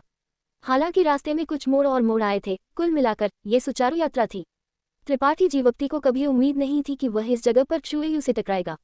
ये एक दुर्भाग्यपूर्ण वर्ष है। सम्राट उद्यान में प्रवेश करने के बाद त्रिपाठी जीवप्ती ने स्पष्ट रूप से उसे झटका दिया था, तो वह उससे फिर से कैसे मिल सकता था? अगर उसे पता होता कि क्षुएयु यहाँ है, त्रिपाठी जीवप्ती यहाँ कोई बात नहीं आते, लेकिन दुर्भाग्य से सम्राट उद्यान ने किसी की दिव्य चेतना के विस्तार को प्रतिबंधित कर दिया, इसलिए वह पहले से यहाँ की स्थिति पर जासूसी करने में सक्षम नहीं था। जिसने त्रिपाठी जीवप्ती को और भी उत्सुक बना दिया, वही था कि क्षुएयु ने इस जगह में प्रवेश करने के लिए कौन सा रास्ता लिया था। जिस क्षण उसने इस महिला को देखा, त्रिपाठी जीवप्ती ने बिरलोचना को खींचा, उसे जल्दी से दूर ले जाना चाहता था। हालांकि बिरलोचना बिल्कुल नहीं हिली। इसके बजाय उसने एक निश्चित दिशा में निस्तब्धता से घूरकर देखा। उसका चेहरा आश्चर्य और कुछ शिकायत से भरा हुआ था। उसने अपना मुंह खोला और चिल्लाया, मालकिन। जैसे ही उसने बोलना समाप्त किया, उसका शरीर डगमगा गया। सुगंधित हवा के एक झोंके में लिपटी हुई वह झपट पड़ी। स्पार्कलिंग हार्ट शान छिंग लुओ से भावुक मुलाकात। त्रिपाठी जीवप्ती स्तब्ध रह गए। उस दिशा में सिर घुमाकर देखते हुए उसने एक लाल रंग की महिला को देखा, जो एक युवा महिला की तरह कपड़े पहने हुए थी, जो उसे देख रही थी। उनकी आंखें मिली और वे दोनों थोड़े चकाचौंध थे। वह युवा महिला बेहद मोहक थी। ऐसा लग रहा था जैसे वह एक आकर्षण के साथ पैदा हुई थी जो सभी जीवित चीजों को उल्टा कर सकती थी। कोई भी पुरुष उसके लिए पागल हो जाएगा। वे सुंदर आंखें सितारों जितनी चमकीली थी, लुभावना और हर किसी के दिमाग को लुभाने वाली थी। वह उसमें डूबा हुआ था, खुद को बाहर निकालने में असमर्थ। उसका कोमल शरीर सुंदर था और उसकी जुड़वा चोटियां भरी हुई थी। उसके आगरा रंग के कपड़े उसकी प्रभावशाली आकृति को छिपा नहीं सकते थे और इसके बजाय इसे स्पष्ट रूप से उजागर करते थे। उसकी त्वचा बर्फ की तरह सफेद थी और उसकी 10 उंगलियां वसंत प्याज जैसी थी। जिस क्षण उसने त्रिपाठी जीवप्ती को देखा, यह मोहक महिला अपनी आंखों पर विश्वास करने में असमर्थ लग रही थी और उसका कोमल शरीर थोड़ा कांप गया। छिंग लुओ, त्रिपाठी जीवप्ती ने बुदबुदाया। हालांकि बिरलोचना को देखने के बाद वह जानता था कि शान छिंग लुओ भी सम्राट उद्यान में आई थी। उसे उम्मीद नहीं थी कि उससे उसकी मुलाकात इतनी नाटकीय होगी। अगर यह कोई और जगह होती तो त्रिपाठी जीवप्ती खुश होते, लेकिन इस क्षण में त्रिपाठी जीवप्ती ने सिर घुमाकर तरफ देखा और पाया कि क्षुएयु भी उसे घूर रही थी। उसकी सुंदर आंखें गुस्से और एक तरह की प्यार नफरत की नफरत के साथ चमक रही थी। त्रिपाठी जीवप्ती का मुंह मरोड़ा गया, ये जानते हुए कि इस समय उसके लिए पीछे हटना असंभव था। यह उल्लेख किए बिना भी कि शान छिंग लुओ यहाँ थी, उसके पास पीछे हटने का कोई रास्ता नहीं था और क्षुएयु निश्चित रूप से उसे सुरक्षित रूप से छोड़ने की अनुमति नहीं देगी। त्रिपाठी जीवप्ती इस महिला के साथ लंबे समय तक नहीं रहे थे, लेकिन वह जानता था कि उसमें नियंत्रण के लिए एक बेहद मजबूत इच्छा थी। या तो वह उसके सामने समर्पण कर दे या वह उसे नष्ट कर देगी। चूंकि उसने वर्षा स्टार को बिना किसी झिझक के छोड़ दिया था, उन दोनों के बीच का संबंध एक दोस्त से अधिक दुश्मन बन गया था। स्थिति बहुत नाजुक थी। शान छिंग लुओ और क्षुएयु के मास्टरों के बीच किसी तरह का संघर्ष था, लेकिन त्रिपाठी जीवप्ती के आने से पहले दोनों पक्ष स्पष्ट रूप से एक दूसरे का सामना कर रहे थे। शान छिंग लुओ वर्तमान में कलाकृति परिष्कृत दांव वाले पत्थर की गोली के सामने खड़ी थी। ऐसा लग रहा था कि वह इस पत्थर की गोली में छिपे रहस्यों की जांच कर रही थी। हाँ, त्रिपाठी जीवप्ती ने एक खोखली हंसी निकाली। तीसरे युवा मास्टर, ऐसा लगता है कि हम फिर से मिले हैं। हाँ, हम फिर से मिलते हैं। शुएयू वास्तव में त्रिपाठी जीवप्ती पर मुस्कुराए। हालांकि उसने एक पुरुष की तरह कपड़े पहने थे, उसकी मुस्कान में अंतहीन आकर्षण था, शान छिंगलुओ से कम मोहक नहीं। ऐसा लगता है कि वह व्यक्ति जिसने इस युवा मास्टर का सम्राट उद्यान में पीछा किया था, वास्तव में आप थे। अगर मैंने नहीं कहा, तो क्या तीसरे युवा मास्टर विश्वास करेंगे? त्रिपाठी जीवप्ती ने अपने कंधे उचकाए। तुम क्या सोचते हो? शुएयू ने अपने दांत पीस लिए। तीसरे युवा मास्टर, क्या आप इस व्यक्ति को जानते हैं? शुएयू के बगल में एक लंबी दाढ़ी वाला एक बूढ़ा आदमी ने त्रिपाठी जीवप्ती को संदेह से देखा और धीरे से पूछा। हाँ, मैं उसे जानता हूँ, एक पुराना दोस्त। शुएयू के होंठ थोड़े मुड़े क्योंकि उसने अंतिम कुछ शब्दों पर जोर दिया। कोई भी असंतुष्टि सुन सकता था जो उसने त्रिपाठी जीवप्ती के प्रति महसूस की थी। बूढ़े आदमी ने हल्के से सिर हिलाया, इससे पहले कि वह त्रिपाठी जीवप्ती की ओर एक दुर्भावनापूर्ण नजर घुमाता। एक तुच्छ प्रथम कोटि उत्पत्ति रिटर्निंग क्षेत्र, इससे कोई फर्क नहीं पड़ता कि वह कहाँ से आया था। जब तक उसने तीसरे युवा मास्टर को नाराज करने की हिम्मत की, वह निश्चित रूप से दफन के बिना मर जाएगा। बूढ़े आदमी ने त्रिपाठी जीवप्ती को बिल्कुल अपनी आंखों में नहीं रखा और केवल तीसरे युवा मास्टर के सिर लेने के लिए आदेश देने का इंतजार कर रहा था। अहम, त्रिपाठी जीवप्ती ने हल्के से खांसा, इससे पहले कि वह एक शर्मिंदा नजर के साथ शुएयू की ओर मुड़ता और कहता, तीसरे युवा मास्टर, क्या आप एक पल इंतजार कर सकते हैं? मेरे पास यहाँ एक परिचित है जिसे मैंने कई वर्षों से नहीं देखा है। हाँ, मेरे पास कहने के लिए कुछ चीजें हैं। एक परिचित? आपका मतलब इस ड्रैगन लेडी से है? शुएयू की आंखों में एक अजीब रोशनी चमकी क्योंकि उसने हल्के से हंसा। मैंने कभी नहीं सुना कि आपका राक्षस दौड़ के साथ किसी तरह का संबंध है, लेकिन इससे कोई फर्क नहीं पड़ता, कृपया अपनी इच्छानुसार करें। ऐसा कहते हुए शुएयू ने लापरवाही से अपना फोल्डिंग पंखा खोला और खुद को कुछ बार धीरे से हवा दी। बेहद स्वतंत्र और आसान दिखाई दी। त्रिपाठी जीवप्ती ने धीरे से सिर हिलाया, लेकिन कोई संचलन कौशल का उपयोग नहीं किया। इसके बजाय बस शान छिंगलुओ की ओर घूमने लगे। लुभावना दानव रानी अभी भी अपने सदमे से उभरी नहीं थी, या यूं कहें, इस अप्रत्याशित पुनर्मिलन ने उसे न्याय करने की अपनी क्षमता खो दी थी। वह अभी भी चकाचौंध में वहां खड़ी थी। उसके लाल होंठ कुछ बार चल रहे थे, जैसे कि वह कुछ कहना चाहती थी, लेकिन उसने आवाज निकालने की हिम्मत नहीं की। उसे डर था कि अगर उसने आवाज निकाली तो ये भ्रम उसकी आंखों के सामने गायब हो जाएगा। वह व्यक्तिगत लाभ और नुकसान के बारे में बेहद चिंतित थी। बिरलोचना पहले ही उसकी बाहों में सिसक रही थी। उसने बेहद अन्याय महसूस किया। शायद यह इसलिए था क्योंकि वह संक्रमित हो गई थी, लेकिन शान छिंगलुओ की सुंदर आंखें धीरे धीरे धुंध की एक परत से ढक गईं। कुछ दर्जन मीटर पार करने के बाद त्रिपाठी जीवप्ती जल्द ही शान छिंगलुओ के सामने पहुंचे, और जैसे ही त्रिपाठी जीवप्ती धीरे धीरे पास पहुंचे, उसकी सांस धीरे धीरे तेज हो गई और उसका कोमल शरीर अधिक से अधिक स्पष्ट रूप से कांपने लगा, यहाँ तक कि उसका चेहरा और गर्दन भी लाल हो गए। प्यार का बीज जिसे त्रिपाठी जीवप्ती ने अनजाने में कई दशक पहले अपने शरीर में बोया था, उसने पहले ही उसकी दुनिया को उल्टा कर दिया था, जिससे उसके लिए त्रिपाठी जीवप्ती के सामने अपनी शांति बनाए रखना असंभव हो गया था। अगर इस दुनिया में कोई ऐसा व्यक्ति था जो उसे रोक सकता था, तो वह निस्संदेह त्रिपाठी जीवप्ती था। यहाँ तक कि जब वह लाल चंद्रमा आदिवासी लॉर्ड से मिली थी, तब भी वह इतनी असहाय कभी नहीं हुई थी। उस समय भले ही वह उससे मुकाबला नहीं कर रही थी, लेकिन एकमात्र चीज जो उसका इंतजार कर रही थी वह मौत थी। लेकिन अब उसे लगा जैसे उसकी आत्मा पिघलने वाली थी। जैसे ही त्रिपाठी जीवप्ती कदम दर कदम उसकी ओर चलते थे, उसके पैरों की आवाज एक नीरस ड्रम की ताल की तरह थी, जो उसके दिल पर धड़क रहा था, जिससे वह अनियंत्रित रूप से कांपने लगा। इन सभी वर्षों में छिंगलुओ, क्या तुम ठीक रही हो? त्रिपाठी जीवप्ती ने लंबी झिझक के बाद आखिरकार पूछा। त्रिपाठी जीवप्ती ने हमेशा शान छिंगलुओ के प्रति कुछ पछतावा महसूस किया था। आखिरकार जब से उसने grey grey cloud evil land छोड़ा और टोंगशुवान क्षेत्र गया, उन दोनों ने कभी एक दूसरे को फिर से नहीं देखा। सुयान और उसकी छोटी सीनियर सिस्टर के विपरीत, जिनसे वह उसके बाद भी मिल सकता था। उसने सोचा कि वह इस जीवन में लुभावना दानव रानी को फिर कभी नहीं देखेगा। उसने सोचा कि वह इस मोहक महिला को छोड़ देगा। वह कैसे जान सकता था कि दुनिया इतनी चंचल थी कि इस विशाल सितारा क्षेत्र में वे दोनों एक दिन फिर से मिलेंगे। हजारों शब्द त्रिपाठी जीवप्ती की जीभ की नोक पर थे, लेकिन उसे पता नहीं था कि कहाँ से शुरू करना है। इस परिचित आवाज को सुनकर, जिसे लुभावना दानव रानी ने लगभग 30 वर्षों तक याद किया था, शान छिंगलुओ अब अपनी भावनाओं को रोक नहीं सकी। आंसू चुपचाप उसके गालों से फिसल रहे थे क्योंकि उसने कांपते हुए आवाज में पूछा, कृपया मुझे बताओ कि यह सपना नहीं है। नहीं, त्रिपाठी जीवप्ती मुस्कुराए, अपना हाथ बढ़ाया और धीरे से उसके आंसू पोंछ दिए। शान छिंगलुओ ने अपनी आंखें बंद कर लीं, एक गहरी सांस ली और उन्हें फिर से खोल दिया। त्रिपाठी जीवप्ती अभी भी उसके सामने खड़े थे, उसके बड़े खुरदरे हाथ अभी भी उसके गालों को सहला रहे थे। ये सब बेहद वास्तविक लगा, थोड़ा सा भ्रम के बिना। छोटे कमीने, शान छिंगलुओ ने अपने दांत पीस लिए और अपनी सांस के नीचे चाप दिया। तुरंत खुद को एक सुगंधित हवा में लपेट लिया क्योंकि उसने खुद को त्रिपाठी जीवप्ती की बाहों में फेंक दिया। ऐसी सुंदरता के साथ खुद को उसकी बाहों में फेंकना, भले ही स्थिति महत्वपूर्ण थी, त्रिपाठी जीवक्ति मदद नहीं कर सके लेकिन थोड़ा बेचैन महसूस किया, खासकर जब यह शान छिंग लुओ जैसी महिला की बात आती थी। एक बार जब उसने कमजोरी दिखाई तो एक पुरुष का प्रलोभन और घातकता सामान्य ज्ञान से नहीं मापा जा सकता था। लेकिन अगले पल में त्रिपाठी जीवक्ति की अभिव्यक्ति बदल गई, उसका चेहरा मरोड़ गया। किसी कारण से शान छिंग लुओ ने अपना दिमाग खो दिया था। एक हाथ से उसने त्रिपाठी जीवक्ति की कमर को चुटकी ली और इसे जोर से मोड़ दिया, जबकि उसका दूसरा हाथ एक मुट्ठी में कस गया और त्रिपाठी जीवक्ति की छाती पर जोर से मारा, जाहिर तौर पर उन सभी शिकायतों और लालसा को बाहर निकाल रहा था जो उसने इन सभी वर्षों में महसूस की थी। एक बाहरी व्यक्ति के दृष्टिकोण से यह निस्संदेह शान छिंग लुओ उसके साथ छेड़छाड़ कर रही थी, लेकिन केवल त्रिपाठी जीवक्ति ही जानता था कि यह मोहक महिला वास्तव में पूरी तरह से बाहर जा रही थी। हालांकि वह उसे घायल नहीं करेगी, लेकिन उसे जो दर्द महसूस हुआ वह अपरिहार्य था। ये ड्रैगन लेडी, त्रिपाठी जीवक्ति गुस्से और चिंतित दोनों थे, लेकिन यह इसका अंत नहीं था। त्रिपाठी जीवक्ति को थोड़ी देर चुपचाप मारने के बाद शान छिंग लुओ ने अचानक अपना सिर उठाया और अपने पैर की उंगलियों पर खड़ी हो गई। उसकी सुंदर आंखें अंतहीन नाराजगी से भरी हुई थी, एक नाराज महिला की तरह अपना मुंह खुला और त्रिपाठी जीवक्ति की गर्दन पर काट लिया। सब लोग दंग रह गए। क्षुएयू की तरफ के 7 या 8 उत्पत्ति रिटर्निंग क्षेत्र मास्टर सभी ने अपने सिर हिलाए, अपनी सांस के नीचे बुदबुदाते हुए।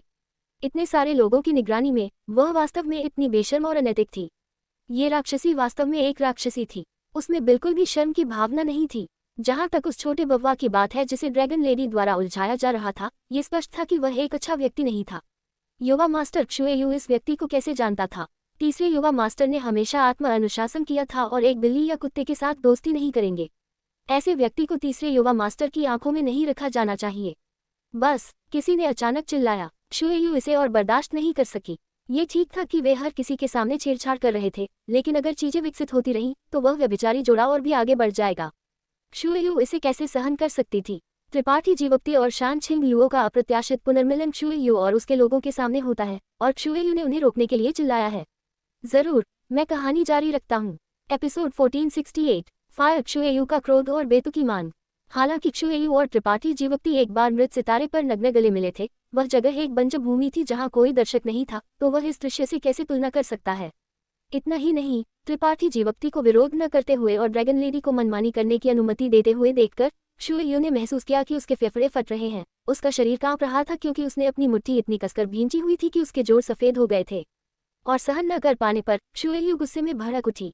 चिल्लाने के बाद क्षुएयू को यह भी एहसास हुआ कि उसकी प्रतिक्रिया थोड़ी बहुत बड़ी थी, इसलिए उसने जल्दी से धार्मिकता से जोड़ा, सार्वजनिक रूप से गले लगना और गले लगना, आप लोगों में वास्तव में शर्म की कोई भावना नहीं है। ऐसा कहते हुए उसने अपने दांत पीस लिए और त्रिपाठी जीवक्ति को घूरकर देखा, जैसे कि वह उसे जिंदा छीलना चाहती थी। तुमने मुझे डरा दिया। शान छिंग लुओ ने अपनी ऊंची छाती को अतिशयोक्तिपूर्ण ढंग से थपथपाया। उसकी अभिव्यक्ति अचानक गुस्से से नाराजगी में बदल गई क्योंकि उसने क्षुएयू पर तिरछी नजर डाली, हंस पड़ी और त्रिपाठी जीवक्ति से कहा, हम अपने कारोबार के बारे में बाद में बात करेंगे। सहमत। त्रिपाठी जीवक्ति ने गंभीरता से सिर हिलाया, अपने दिल में एक राहत की सांस ली। उसकी अभिव्यक्ति का अवलोकन करते हुए वह स्वाभाविक रूप से जानता था कि इस तरह की यातना के बाद शान छिंग लुओ का मूड शांत हो गया होगा। हालांकि इस ड्रैगन लेडी को इतने वर्षों तक न देखने के बाद उसकी मोहकता और भी उत्कृष्ट हो गई थी। जब उसकी आंखें उसकी ओर निर्देशित की गई थी तो त्रिपाठी जीवक्ति की आत्मा लगभग चूस ली गई थी। इसके बारे में एक पल के लिए सोचने के बाद त्रिपाठी जीवक्ति ने धीरे से पूछा, क्या आपकी उनके साथ किसी तरह की दुश्मनी है? वास्तव में नहीं, ये सिर्फ मनुष्य और राक्षस से अस्तित्व में नहीं रह सकते। शान छिंग लुओ हल्के से मुस्कुराई, चूंकि तुम बिरलोचना के साथ हो तुम्हें मेरे बारे में कुछ बातें सुननी चाहिए, है ना? हाँ, ये सही है। शान छिंग लुओ हंस पड़ी और संक्षेप में बताया कि पहले क्या हुआ था। ये संयोग से था कि स्पष्ट रूप से यह महसूस करने के बाद कि त्रिपाठी जीवक्ति भी सम्राट उद्यान में थे, वह उसे खोज रही थी।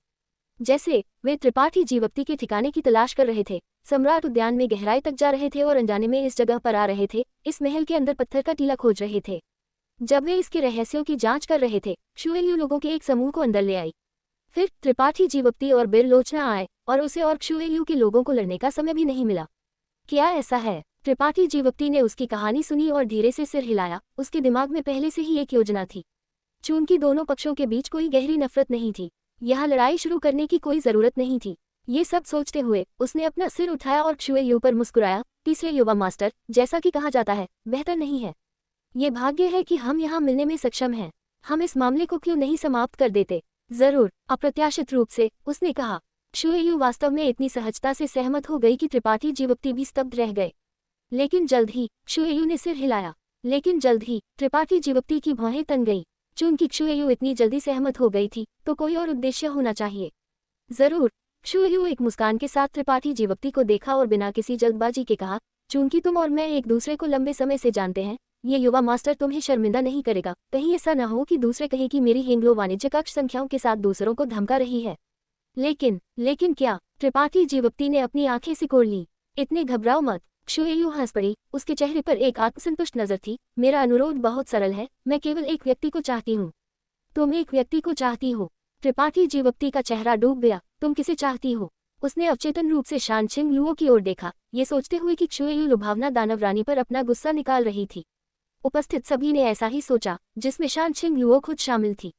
आखिरकार वह अपने आकर्षण से अच्छी तरह वाकिफ थी। कोई भी पुरुष उसके सामने शांत रहने में सक्षम नहीं रहा था।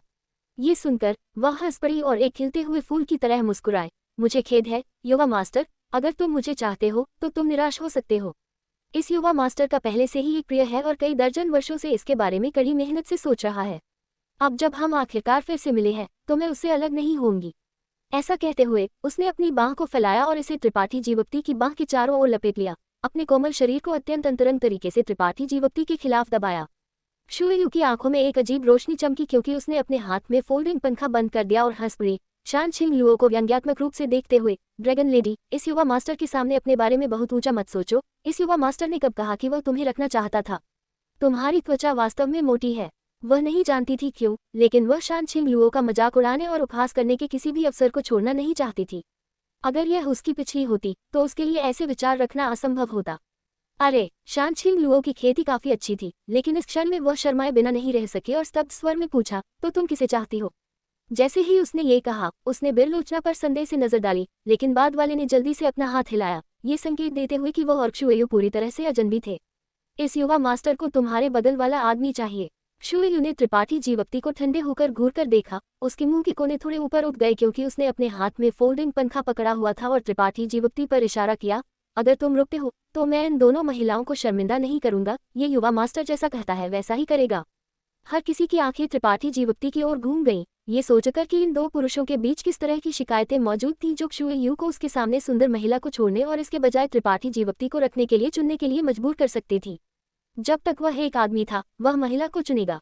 ये दुश्मनी छोटी नहीं होनी चाहिए, ये किसी के पिता को मारने और किसी की पत्नी को चुराने की दुश्मनी के तुलनीय होनी चाहिए। क्षुएयु के आसपास के मास्टर सभी खुद से सोचते थे, लेकिन जिसके बारे में वे अधिक उत्सुक थे वह ये था कि तीसरे युवा मास्टर ऐसे व्यक्ति के साथ कब दुश्मन बन गए। उन्होंने उसके बारे में पहले कभी नहीं सुना था। तुम चाहते हो कि मैं रुकूं? त्रिपाठी जीवप्ती की अभिव्यक्ति अजीब हो गई। तुम्हारी हिम्मत नहीं है। क्षुएयु ने अपनी शुद्ध सफेद ठुड्डी को उठाया। उसका चेहरा अति उत्साही और आक्रामक था।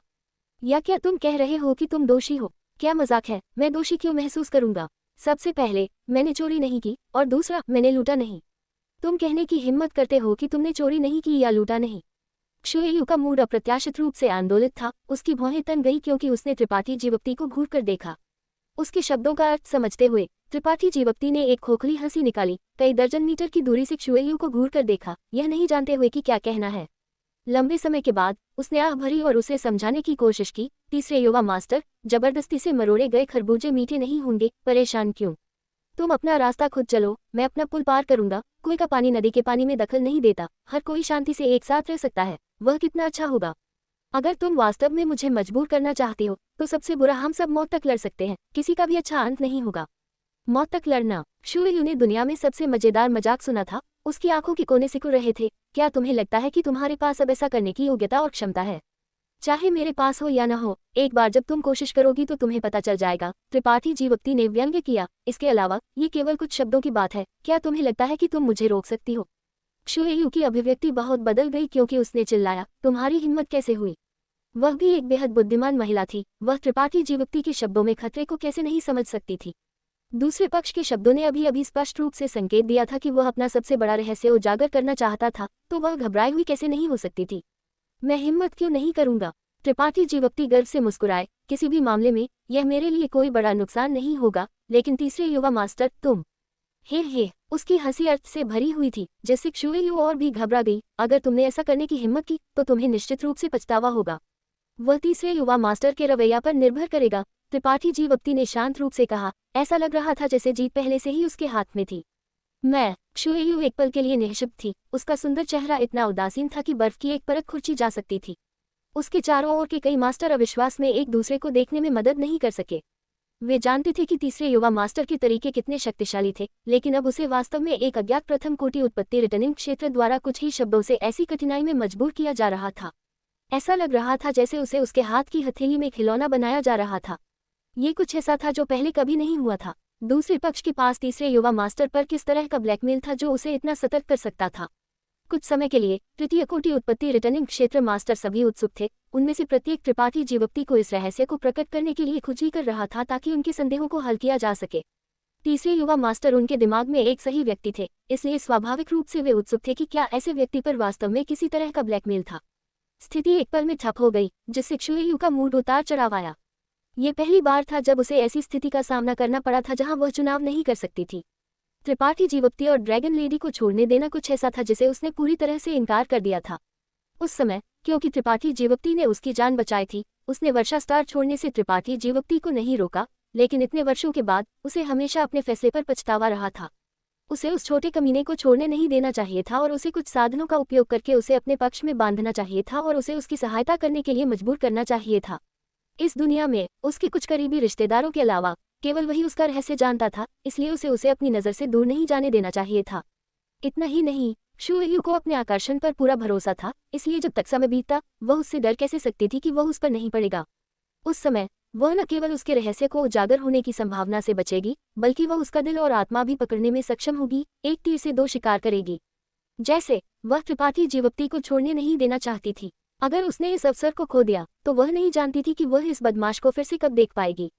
हालांकि त्रिपाठी जीवोक्ति की धमकी उसके ऊपर लटक रही थी। क्षुएयु ने बहुत जोर से कार्य करने की हिम्मत नहीं की, कहीं ऐसा न हो कि वह उसे अपना रहस्य प्रकट करने के लिए मजबूर कर दे। उसके दिमाग में सभी प्रकार के विचार कौंधे, लेकिन क्षुएयु की आंखें अचानक चमक उठी क्योंकि उसने हंस पड़ी और आत्मविश्वास से त्रिपाठी जीवोक्ति को देखा। मुझे डराने की कोशिश करना बंद करो, तुम ऐसी बात नहीं करोगे। बकवास। त्रिपाठी जीवोक्ति ने अपने होठों को सिकोड़ लिया। क्या ऐसा है? क्षुएयु ने व्यंग्य किया। तो कहो, अगर तुम्हारे पास साहस है तो कहो, लेकिन अनुमान लगाओ कि अगर तुम इसे जोर से कहते हो तो परिणाम क्या होंगे। मुझे उम्मीद है कि तुम उन्हें सहन कर सकते हो। क्षुएयु का प्रदर्शन एक दुष्ट व्यक्ति जैसा था, जानबूझकर या अनजाने में शांतशील युवक की ओर नजर डाल रही थी। जैसे ही वह बोली, त्रिपाठी जीवोक्ति ने थोड़ा भौहें चढ़ाई और एक पल के लिए सोचा। उसकी अभिव्यक्ति डूब गई। उसने वास्तव में नहीं सोचा था कि परिणाम क्या होंगे, लेकिन क्षुएयु द्वारा याद दिलाए जाने के बाद वह उसके शब्दों का अर्थ समझ गया। अगर उसने वास्तव में उसका रहस्य उजागर कर दिया तो क्षुएयु केवल उसे चुप करा सकती थी। दूसरे शब्दों में, शांतशील लुओ और बेरलोचना को निश्चित रूप से उन लोगों के रूप में माना जाएगा जिन्हें उसे मारना चाहिए। शायद उसके पीछे चलने वाले सभी मास्टर भी मर जाएंगे। आखिरकार ऐसे रहस्य को रखने के लिए हेंग्लो वाणिज्य कक्ष कुछ उत्पत्ति रिटर्निंग क्षेत्र मास्टरों के जीवन या मृत्यु की परवाह नहीं करेगा। इतने वर्षों के बाद तुम बहुत अधिक बेशर्म हो गई हो। त्रिपाठी जीवोक्ति ने व्यंग्यात्मक रूप से क्षुएयु को देखा। यहाँ भी यही। क्षुएयु हंस पड़ी। तुम बेहतर नहीं हो, लेकिन क्या तुम्हें लगता है कि इससे मुझे झिझक होगी? त्रिपाठी जीवोक्ति ने व्यंग्य के साथ उसे देखा। तुम बहुत भोली हो। स्थिति फिर से तनावपूर्ण हो गई है, जहां क्षुएयु त्रिपाठी जीवोक्ति के रहस्य को प्रकट करने की धमकी का इस्तेमाल करके उसे फंसाने की कोशिश कर रही है। वह उसे छोड़ने देने को तैयार नहीं है। जरूर, मैं कहानी जारी रखता हूँ। एपिसोड 1469, एंग्री क्षुएयु का पलटवार और त्रिपाठी जीवोक्ति का दांव। जैसे ही ये शब्द बाहर आए, क्षुएयु की अभिव्यक्ति जंगली रूप से बदल गई क्योंकि उसने स्तब्ध होकर त्रिपाठी जीवोक्ति को घूरकर देखा। तुम वास्तव में ऐसा नहीं करोगे।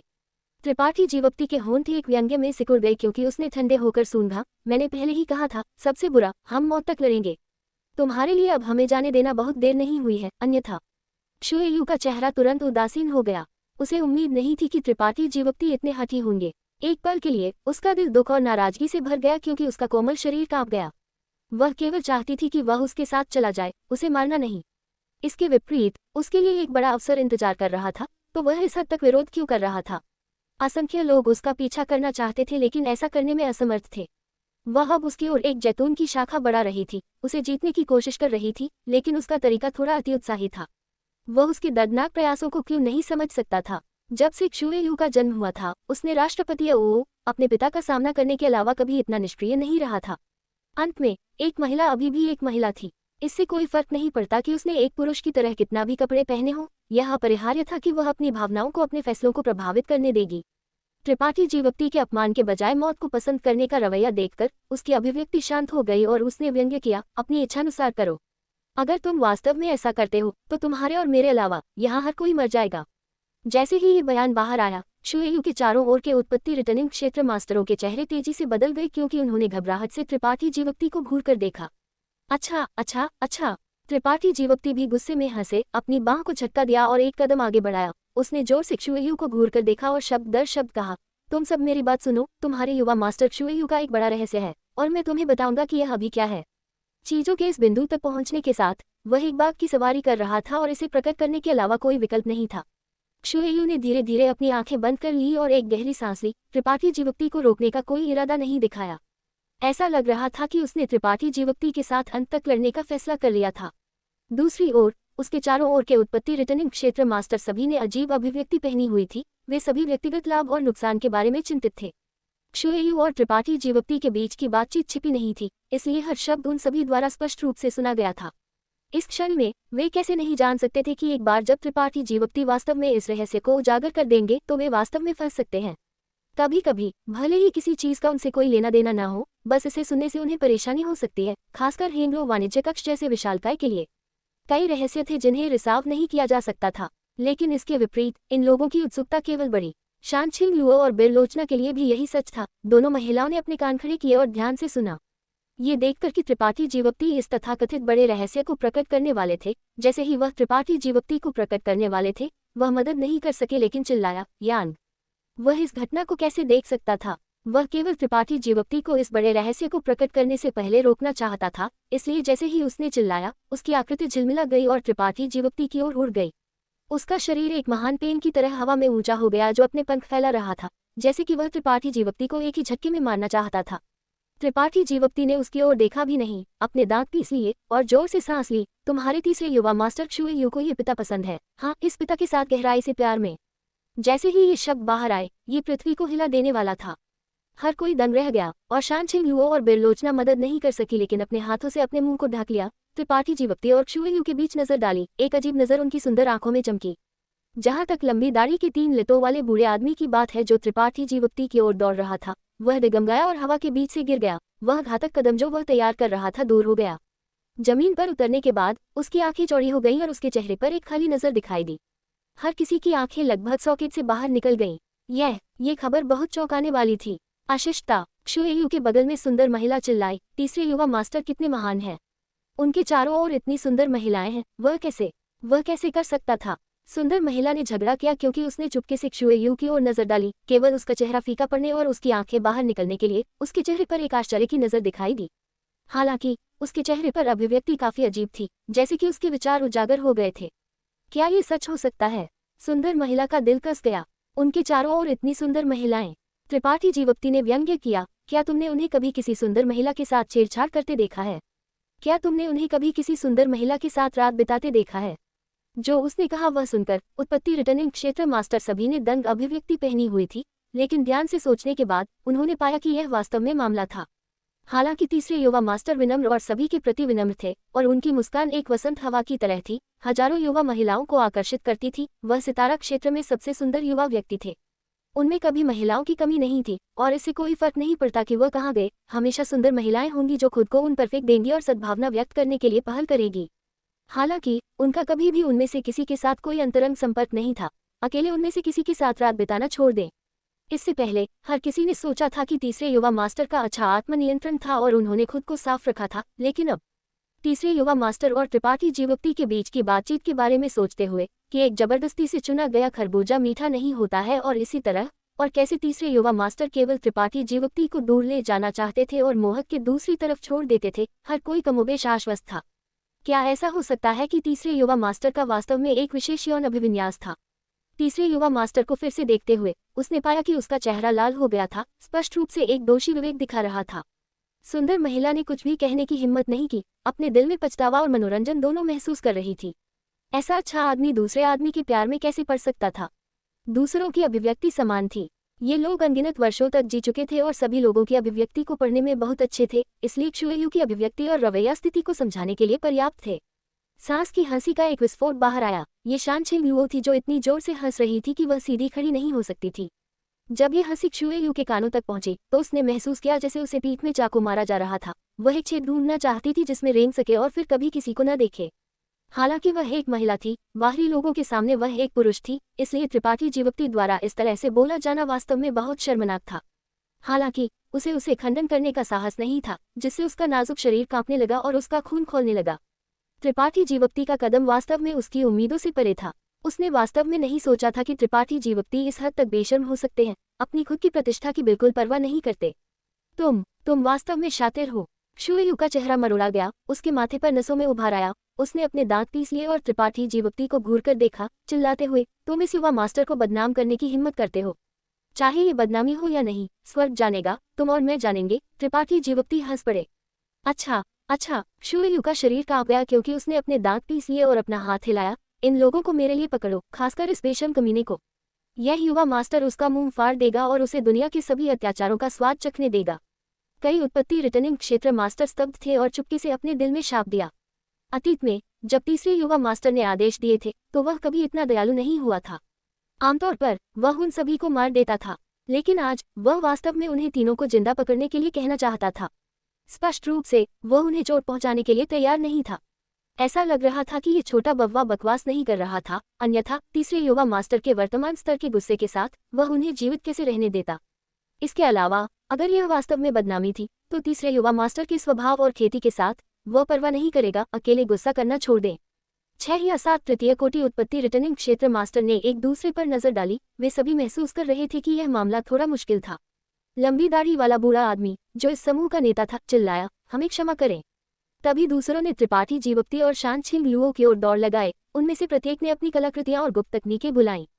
हालांकि उनका वेग आक्रामक था, वहां कोई हत्यारा इरादा नहीं था, केवल शुएयू के आदेश को पूरा करना चाहते थे और इन तीनों को जिंदा पकड़ना चाहते थे।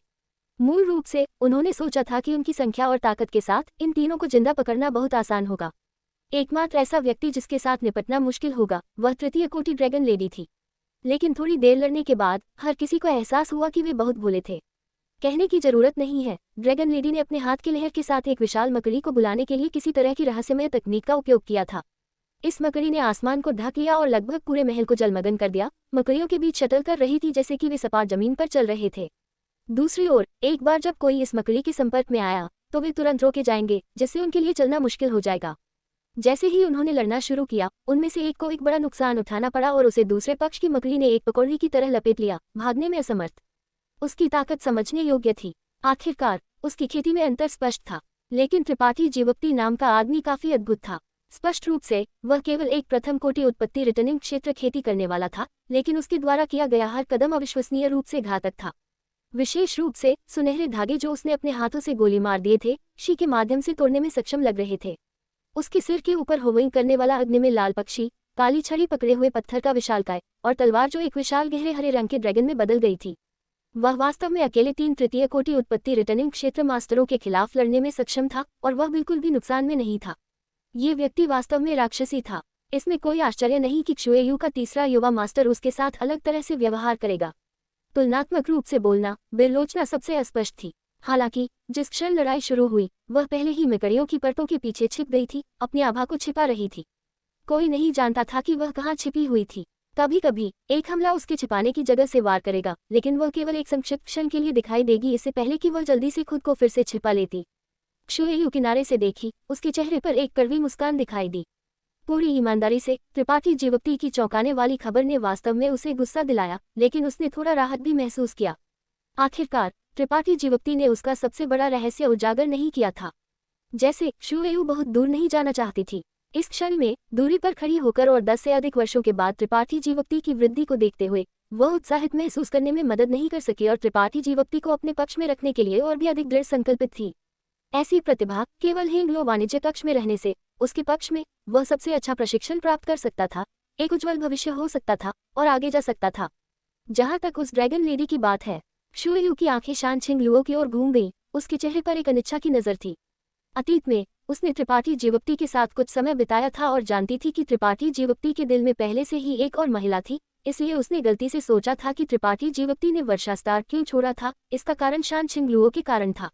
वह शानछिंग लुओ से एक पर एक लड़ने का इंतजार नहीं कर सकती थी ताकि त्रिपाठी जीवक्ति को पता चले कि उसका सबसे अच्छा विकल्प कौन था। लेकिन अगर उसने वास्तव में ऐसा किया तो उसे डर था कि त्रिपाठी जीवक्ति के साथ उसका संबंध केवल बदतर होगा। एक पल के लिए वह झिझक गई और कड़वा महसूस किया। त्रिपाठी जीवप्ती ने अपनी जान बूझकर की गई बदनामी से क्षुएयु को शांत करने के साथ साथ उसके साथ संघर्ष में फंस गए हैं। क्षुएयु अभी भी उसे अपने पास रखना चाहती है। जरूर, कहानी का अगला भाग यहाँ है। एपिसोड 1470 स्कल सम्राट उद्यान में मृत्यु और अवसर। जबकि त्रिपाठी जीवप्ती, शानशिंग लुओ और हेंगलो वाणिज्य कक्ष के मास्टर भयंकर रूप से लड़ रहे थे, सम्राट उद्यान के अंदर खून और हत्या के दृश्य एक के बाद एक चल रहे थे। यहाँ तक कि तृतीय कोटि उत्पत्ति रिटर्निंग क्षेत्र मास्टर भी अपनी सुरक्षा की गारंटी नहीं दे सकते थे। हालांकि हर कोई जानता था कि सम्राट उद्यान का आंतरिक भाग खतरों से भरा हुआ था, फिर भी यहाँ छिपे विभिन्न अवसर अविश्वसनीय रूप से लुभावने थे। अनगिनत खेती करने वाले सम्राट उद्यान के आंतरिक भाग में प्रवेश कर चुके थे, और अगर विभिन्न खेती सितारों और महान शक्तियों से ये खेती करने वाले एक दूसरे से टकराते तो उनमें से अधिकांश लड़ेंगे। अक्सर एक पक्ष विजयी होता था जबकि हारने वाला मर जाता था। एक ज्वलंत नरक के बीच कहीं लपटें चारों ओर लुढ़क रही थी, और तापमान इतना उच्च था कि यहाँ तक कि तृतीय कोटि उत्पत्ति रिटर्निंग क्षेत्र मास्टर भी उन्हें आसानी से विरोध नहीं कर सकते थे। उग्र लपटों का ये दृश्य वास्तविक नहीं था, बल्कि एक भ्रम सरणी का परिणाम था। हालांकि इस भ्रम सरणी में फंसे खेती करने वाले महसूस कर सकते थे कि ये बेहद वास्तविक था, जैसे कि वे एक उग्र नरक में फंसे हुए थे। इस क्षण में इस भ्रम सरणी के अंदर 3 उत्पत्ति रिटर्निंग क्षेत्र मास्टर आसन मारकर बैठे थे, संयुक्त रूप से अपनी संत क्यूई को रिलीज कर रहे थे ताकि लपटों के कटाव का विरोध करने के लिए एक सुरक्षात्मक अवरोध बन सके। वे अब 4 या 5 दिनों से यहाँ फंसे हुए थे, लेकिन फिर भी इस रहस्यमय भ्रम सरणी से बाहर निकलने में असमर्थ थे। उन्होंने अनगिनत संत क्रिस्टल और गोलियों का उपभोग किया था, और उनकी संत क्यूई मुश्किल से गुजारा करने के लिए पर्याप्त थी। उसके ऊपर आसपास की लपटें लगातार जहरीले सांपों की तरह उन पर बंद हो रही थी, और जैसे जैसे समय बीतता गया तीनों की स्थिति और भी अधिक महत्वपूर्ण होती गई। अंत में तीनों में से एक की संत क्यूई खत्म हो गई और उसके शरीर के चारों ओर संत क्यूई अवरोध कुछ बार झिलमिलाया, इससे पहले कि वह टूट जाए। इस व्यक्ति का चेहरा तेजी से बदल गया, जबकि अन्य 2 चिल्लाए और हताश होकर अपनी ताकत को धक्का दिया। वे अंतर की मरम्मत करना चाहते थे, लेकिन उनके सभी प्रयास व्यर्थ थे। पहले उनमें से तीनों ने एक साथ काम किया था और मुश्किल से बचने में कामयाब रहे थे, लेकिन अब जब उनमें से एक की ताकत खत्म हो गई थी तो आसपास की लपटें तुरंत उन्हें एक ज्वार की लहर की तरह डुबो गईं। चीखी गूंज उठी लेकिन जल्द ही शांत हो गई, और लपटों के दूर होने के बाद केवल 3 कंकाल बचे रहे। उनके शरीरों पर कोई स्पष्ट घाव नहीं थे, लेकिन जीवन का कोई संकेत नहीं था। ये एक भ्रम सरणी की विचित्रता थी। कहीं और एक भूल भुलैया के समान एक जगह में, जिसके माध्यम से त्रिपाठी जीवप्ती पहले चले थे, संप्रदाय खेती करने वालों का एक समूह एक साथ हडल था, एक दूसरे के चारों ओर एक घेरा बना रहा था। वे बहादुरी से लड़ रहे थे, और जिसके खिलाफ वे लड़ रहे थे ये एक जीवित प्राणी नहीं था। ये सम्राट उद्यान के लिए अद्वितीय प्राचीन कठपुतलियों के अलावा और कुछ नहीं थे। इन कठपुतलियों में से प्रत्येक ने एक उत्पत्ति रिटर्निंग क्षेत्र मास्टर के बराबर ऊर्जा उतार चढ़ाव दिया, जिसमें कुछ तृतीय कोटि तक भी पहुंच गए। भले ही उनके पास अधिक बुद्धि नहीं थी, जिस तरह से वे लड़े वह भी बेहद भद्दा था, लेकिन उनकी संख्या चौंकाने वाली थी। पूरी ईमानदारी से इस संप्रदाय में बड़ी संख्या में खेती करने वाले थे, कुल 5, और उनकी ताकत भी कम नहीं थी। हालांकि इस भूल भुलैया जैसे इलाके में अनगिनत कठपुतलियों से घिरे हुए उनके भागने का कोई रास्ता नहीं था। लड़ाई आधे दिन तक चली। जमीन टूटे हुए हिस्सों और हारे हुए कठपुतलियों के टुकड़ों से भरी हुई थी, लेकिन खून ने भी जमीन को लाल रंग दिया था। एक एक करके खेती करने वाला कठपुतलियों द्वारा मारा गया। आधे दिन बाद हलचल भरी भूल भुलैया शांत हो गई। इस अज्ञात संप्रदाय के खेती करने वाला को पूरी तरह से मिटा दिया गया था। जब जीवित की आभा का अब पता नहीं लगाया जा सकता था, तो घायल कठपुतलियां चुपचाप फिर से गायब हो गई, जैसे कि वे कभी दिखाई नहीं दिए थे। सम्राट उद्यान की आत्मा सरनियों और कठपुतलियों से बड़ी संख्या में खेती करने वाला मर गया था। हालांकि लड़ाई और चुपके से हमलों में मरने वाले लोगों की संख्या और भी अधिक थी। अक्सर एक निश्चित खजाने की उपस्थिति एक खूनी संघर्ष को ट्रिगर करेगी। सम्राट उद्यान में नियमों या सिद्धांतों की बात करने के लिए कोई नहीं था, केवल ताकत मायने रखती थी। जो मजबूत होगा वह बचने में सक्षम होगा, इसलिए क्रूर और खूनी लड़ाइयां लगभग हर पल हो रही थी। प्रिंसेस यांग यान और ये कसी यून का अंतिम गंतव्य। अगर एक शक्तिशाली मास्टर सम्राट उद्यान के ऊपर उड़ सकता था और नीचे देख सकता था, तो उन्हें पता चलेगा कि सम्राट उद्यान वास्तव में एक विशाल अष्टकोणीय महल था। सम्राट उद्यान के अंदर की इमारतें एक रहस्यमय पैटर्न के अनुसार व्यवस्थित की गई थी, जैसे कि उनमें किसी तरह का रहस्यमय सिद्धांत था। इस क्षण में सम्राट उद्यान के केंद्र में एक महल के अंदर 2 महिलाएं चुपचाप खड़ी थीं। एक ने काले रंग का लबादा पहना हुआ था और एक रहस्यमय और धोखेबाज आभा दी थी, जबकि दूसरी में एक सुंदर आकृति और गरिमापूर्ण उपस्थिति थी, जो तृतीय कोटि उत्पत्ति रिटर्निंग क्षेत्र के शिखर पर एक शक्तिशाली आभा उत्सर्जित करती थी। हालांकि ऐसा मास्टर वर्तमान में काले लबादे वाली महिला के पीछे 300 मीटर खड़ा था। उसके चेहरे पर एक सम्मानजनक नजर थी, क्योंकि उसने उसकी पीठ को घूरकर देखा था।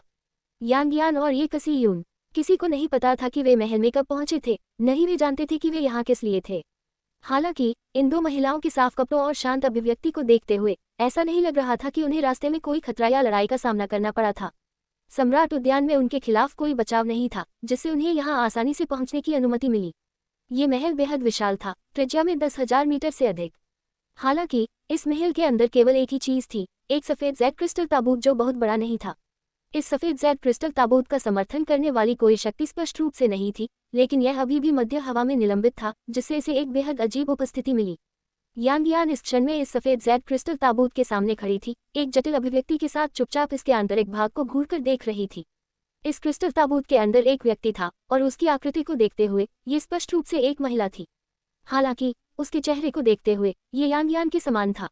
अगर त्रिपाठी जीवप्ती यहाँ होता तो वह निश्चित रूप से पहचानने में सक्षम होगा कि इस क्रिस्टल ताबूत के अंदर कौन था। स्टार्क क्षेत्र के महान सम्राटों में से एक, हजारों साल पहले वह एक शक्तिशाली अस्तित्व थी जिसने पूरे स्टार्क क्षेत्र को एकजुट किया था। उसकी किंवदंती अभी भी एक परिचित थी और उसके द्वारा परिष्कृत स्टार सम्राट टोकन को आज तक कई महान शक्तियों द्वारा लालच दिया जाता था। कोई भी शक्ति जिसने एक प्राप्त किया वह इसे एक पवित्र खजाने के रूप में मानेगी, इसे हल्के में उपयोग करने की हिम्मत नहीं करेगी। केवल जब वे जीवन या मृत्यु के कगार पर होते थे तो वे स्टार सम्राट टोकन को बुलाते थे और महान सम्राटों ने अंदर सील की गई दिव्य तकनीक को रिलीज करते थे। उसकी स्थिति उत्कृष्ट थी और वह एक हाथ से आकाश को ढक सकती थी। वह पूरे स्टार क्षेत्र का शिखर थी। हालांकि किसी को नहीं पता था कि स्टार क्षेत्र की प्रसिद्ध महान सम्राट वास्तव में एक महिला थी। शायद उसका उपनाम दुनिया द्वारा लंबे समय से भूला दिया गया था, या शायद किसी ने कभी उसका असली चेहरा नहीं देखा था, लेकिन उसका नाम हजारों वर्षों तक पारित किया गया था। क्रिस्टल ताबूत के अंदर महिला को देखते हुए यांग यान को भ्रम था कि वह खुद को एक दर्पण में देख रही थी। दोनों में समान शरीर का आकार और रूप था, एकमात्र अंतर उनका स्वभाव था। यहाँ तक कि उसकी गहरी नींद में भी महान सम्राट का चेहरा अभी भी एक महिमा की भावना को उत्सर्जित करता था। उस तरह की महिमा एक तरह की कुलीनता थी जिसे देखने की किसी ने हिम्मत नहीं की। ऐसा लग रहा था जैसे उसे देखना एक बड़ा पाप था। तो यह वह है जो मैं दिखती हूँ, यांग यान ने धीरे से बुदबुदाया। मास्टर, ये कसी यून ने बुलाया, ये सोचते हुए कि यांग यान उसे कुछ आदेश देना चाहती थी। कुछ नहीं, यांग यान ने हल्के से जवाब दिया, मैं सिर्फ खुद से बात कर रही थी। ये कसी यून ने कुछ भी कहने की हिम्मत नहीं की, बस अपना सिर नीचे कर लिया और जगह पर खड़ी रही। यांग यान ने एक गहरी सांस ली इससे पहले कि वह अपना सिर घुमाए और चारों ओर देखी, हल्के से आह भरते हुए, यह उत्कृष्ट आत्मा समन सरनी जल्द ही सक्रिय हो जानी चाहिए। इस क्षण में इस विशाल महल के अंदर जमीन और दीवारों पर गहन और जटिल रून्स एक के बाद एक चमकना शुरू हो गए। जैसे ही ये रून्स एक एक करके जले, पूरा महल धीरे धीरे एक रहस्यमय शक्ति से भर गया। ये कसी यून यहाँ खड़ी थी और अपने कानों में एक सुंदर धुन को गूंजते हुए स्पष्ट रूप से सुनने में सक्षम लग रही थी, जैसे कि कोई उसे बुला रहा था। उसे अपने शरीर से अपनी आत्मा अवतार को बुलाने की भी उत्सुकता थी। इसके बारे में सोचते हुए ये कसी यून मदद नहीं कर सकी, लेकिन एक ठंडी पसीना में बाहर निकल गई। एक आत्मा अवतार बेहद नाजुक था और आमतौर पर किसी के ज्ञान सागर में छिपा हुआ था। साधारण खेती करने वाले अपनी आत्मा अवतार को रिलीज नहीं करेंगे जब तक कि वे एक बेहद खतरनाक स्थिति का सामना न करें, लेकिन एक बार जब इसे रिलीज कर दिया गया और वे एक उपयुक्त वाहक नहीं ढूंढ सके, तो उनकी आत्मा अवतार आधे दिन से भी कम समय में दुनिया से दूर हो जाएगी और उनकी आत्मा पूरी तरह से नष्ट हो जाएगी। ये कसी यून ने उत्कृष्ट आत्मा समन सरणी के बारे में पहले कभी नहीं सुना था, न ही वह जानती थी कि ये किस लिए उपयोग किया गया था, लेकिन अपनी खुद की स्थिति से वह निष्कर्ष निकाल सकती थी कि यह निश्चित रूप से महान सम्राटों के जागृति से संबंधित था। जैसे जैसे सम्राट उद्यान के अंदर एक के बाद एक खेती करने वाला गिरा, महल में मंद रूम्स की संख्या जहां यांग यान स्थित थी भी बढ़ गई, जैसे कि यहाँ उत्कृष्ट आत्मा समन सरणी बाहर खेती करने वालों की मौत से संबंधित थी और उनके जीवन की कीमत पर सक्रिय हो रही थी। यांग यान के लिए ऐसा कुछ करना असंभव था, लेकिन महान सम्राट कर सकते थे। सम्राट उद्यान स्टार के पूरे क्षेत्र के लिए खुला था, इसलिए प्रवेश करने वाले किसी भी खेती करने वाला को मरने के लिए तैयार रहना पड़ता था। यहाँ खजानों की खोज स्वाभाविक रूप से महान जोखिमों के साथ थी। किसी ने उन्हें सम्राट उद्यान में प्रवेश करने के लिए मजबूर नहीं किया, सब कुछ स्वैच्छिक था। अब जब वे यहाँ गिर गए थे और उत्कृष्ट आत्मा समन सरणी के लिए शक्ति का स्रोत बन गए थे, तो उनके पास शिकायत करने के लिए स्वाभाविक रूप से कुछ नहीं था। अपनी जागृति की खातिर क्या फर्क पड़ता था अगर कुछ लोग मर गए। महान सम्राटों की नजरों में ये उत्पत्ति रिटर्निंग क्षेत्र मास्टर चींटियों से कम थे। ये देखकर कि महल में अभी भी एक दर्जन या इतने रूम्स थे जिन्हें जलाना बाकी था, यांग यान ने अपना सिर घुमाकर और प्रवेश द्वार की ओर देखने में मदद नहीं की। हालांकि वहां कोई नहीं था और कोई नहीं आया था। यहाँ तक कि उसे आखिरी बार देखना भी एक अतिरंजित आशा बन गया था। यांग यान ने पहले कभी समय को इतनी जल्दी गुजरते हुए महसूस नहीं किया था। पलक झपकते ही पूरा महल जगमगा उठा और सभी रूम्स जल उठे। यहाँ व्यवस्थित उत्पत्ति मार्शल आत्मा समन ग्रैंड सरनी ने संचालन शुरू कर दिया। महल की सभी दिशाओं से एक के बाद एक रून बाहर निकल गए, चंद्रमा के साथ पकड़ने वाले उल्का की तरह, जैसे ही वे यांग यान के कोमल शरीर की ओर दौड़ पड़े। यांग यान मदद नहीं कर सकी लेकिन एक दर्दनाक नजर दिखाई। ये कसी यून ने स्तब्ध होकर देखा, लेकिन इस क्षण में उसकी मदद करने के लिए कुछ भी नहीं था, यहाँ तक कि एक उंगली को हिलाना भी उसके लिए मुश्किल था। वह एक दर्शक बन गई थी, केवल इस रोमांचक ऐतिहासिक क्षण पर ध्यान देने में सक्षम थी। एल्ड ये यांग यान की चीख अचानक महल से आई। ये कसी यून ने जल्दी से जवाब दिया, अधीनस्थ यहाँ है। इससे कोई फर्क नहीं पड़ता कि मैं भविष्य में क्या बनती हूँ, तुम्हें त्रिपाठी जीवक्ति की अच्छी तरह से सहायता करनी चाहिए। ये कसी यून चौंक गई, लेकिन तुरंत अपने दांत पीस लिए और जवाब दिया, जैसा मास्टर आज्ञा देते हैं। यांग यान के आदेश महान सम्राटों के आदेशों के बराबर थे, इसलिए वह कारणों के लिए नहीं पूछेगी और केवल उनका पालन करेगी। अस्पष्ट रूप से चकाचौंध सफेद रोशनी में ये कसी यून ने एक खुश मुस्कान को देखने के लिए लगता था। इसके तुरंत बाद रोशनी फैल गई और यांग यान को लपेट लिया। रोशनी की एक गेंद बन गई जो सीधे सफेद जेड क्रिस्टल ताबूत में गोली मार दी गई, जिससे यांग यान गायब हो गई। अगले पल पूरा महल सामान्य हो गया, जैसे कि अभी अभी कुछ भी नहीं हुआ था। सभी प्रबुद्ध रून्स मंद हो गए और आत्मासार समन ग्रैंड सरनी ने संचालन बंद कर दिया, केवल ये कसी यून और क्रिस्टल ताबूत को मध्य हवा में निलंबित छोड़ दिया। यांग यान ने अंततः क्रिस्टल ताबूत के साथ विलय करके महान सम्राट की जागृति की प्रक्रिया शुरू कर दी है और ये कसी यून को त्रिपाठी जीवक्ति की सहायता करने का अंतिम आदेश दिया गया है। बाहर त्रिपाठी जीवक्ति एक भयंकर लड़ाई में है।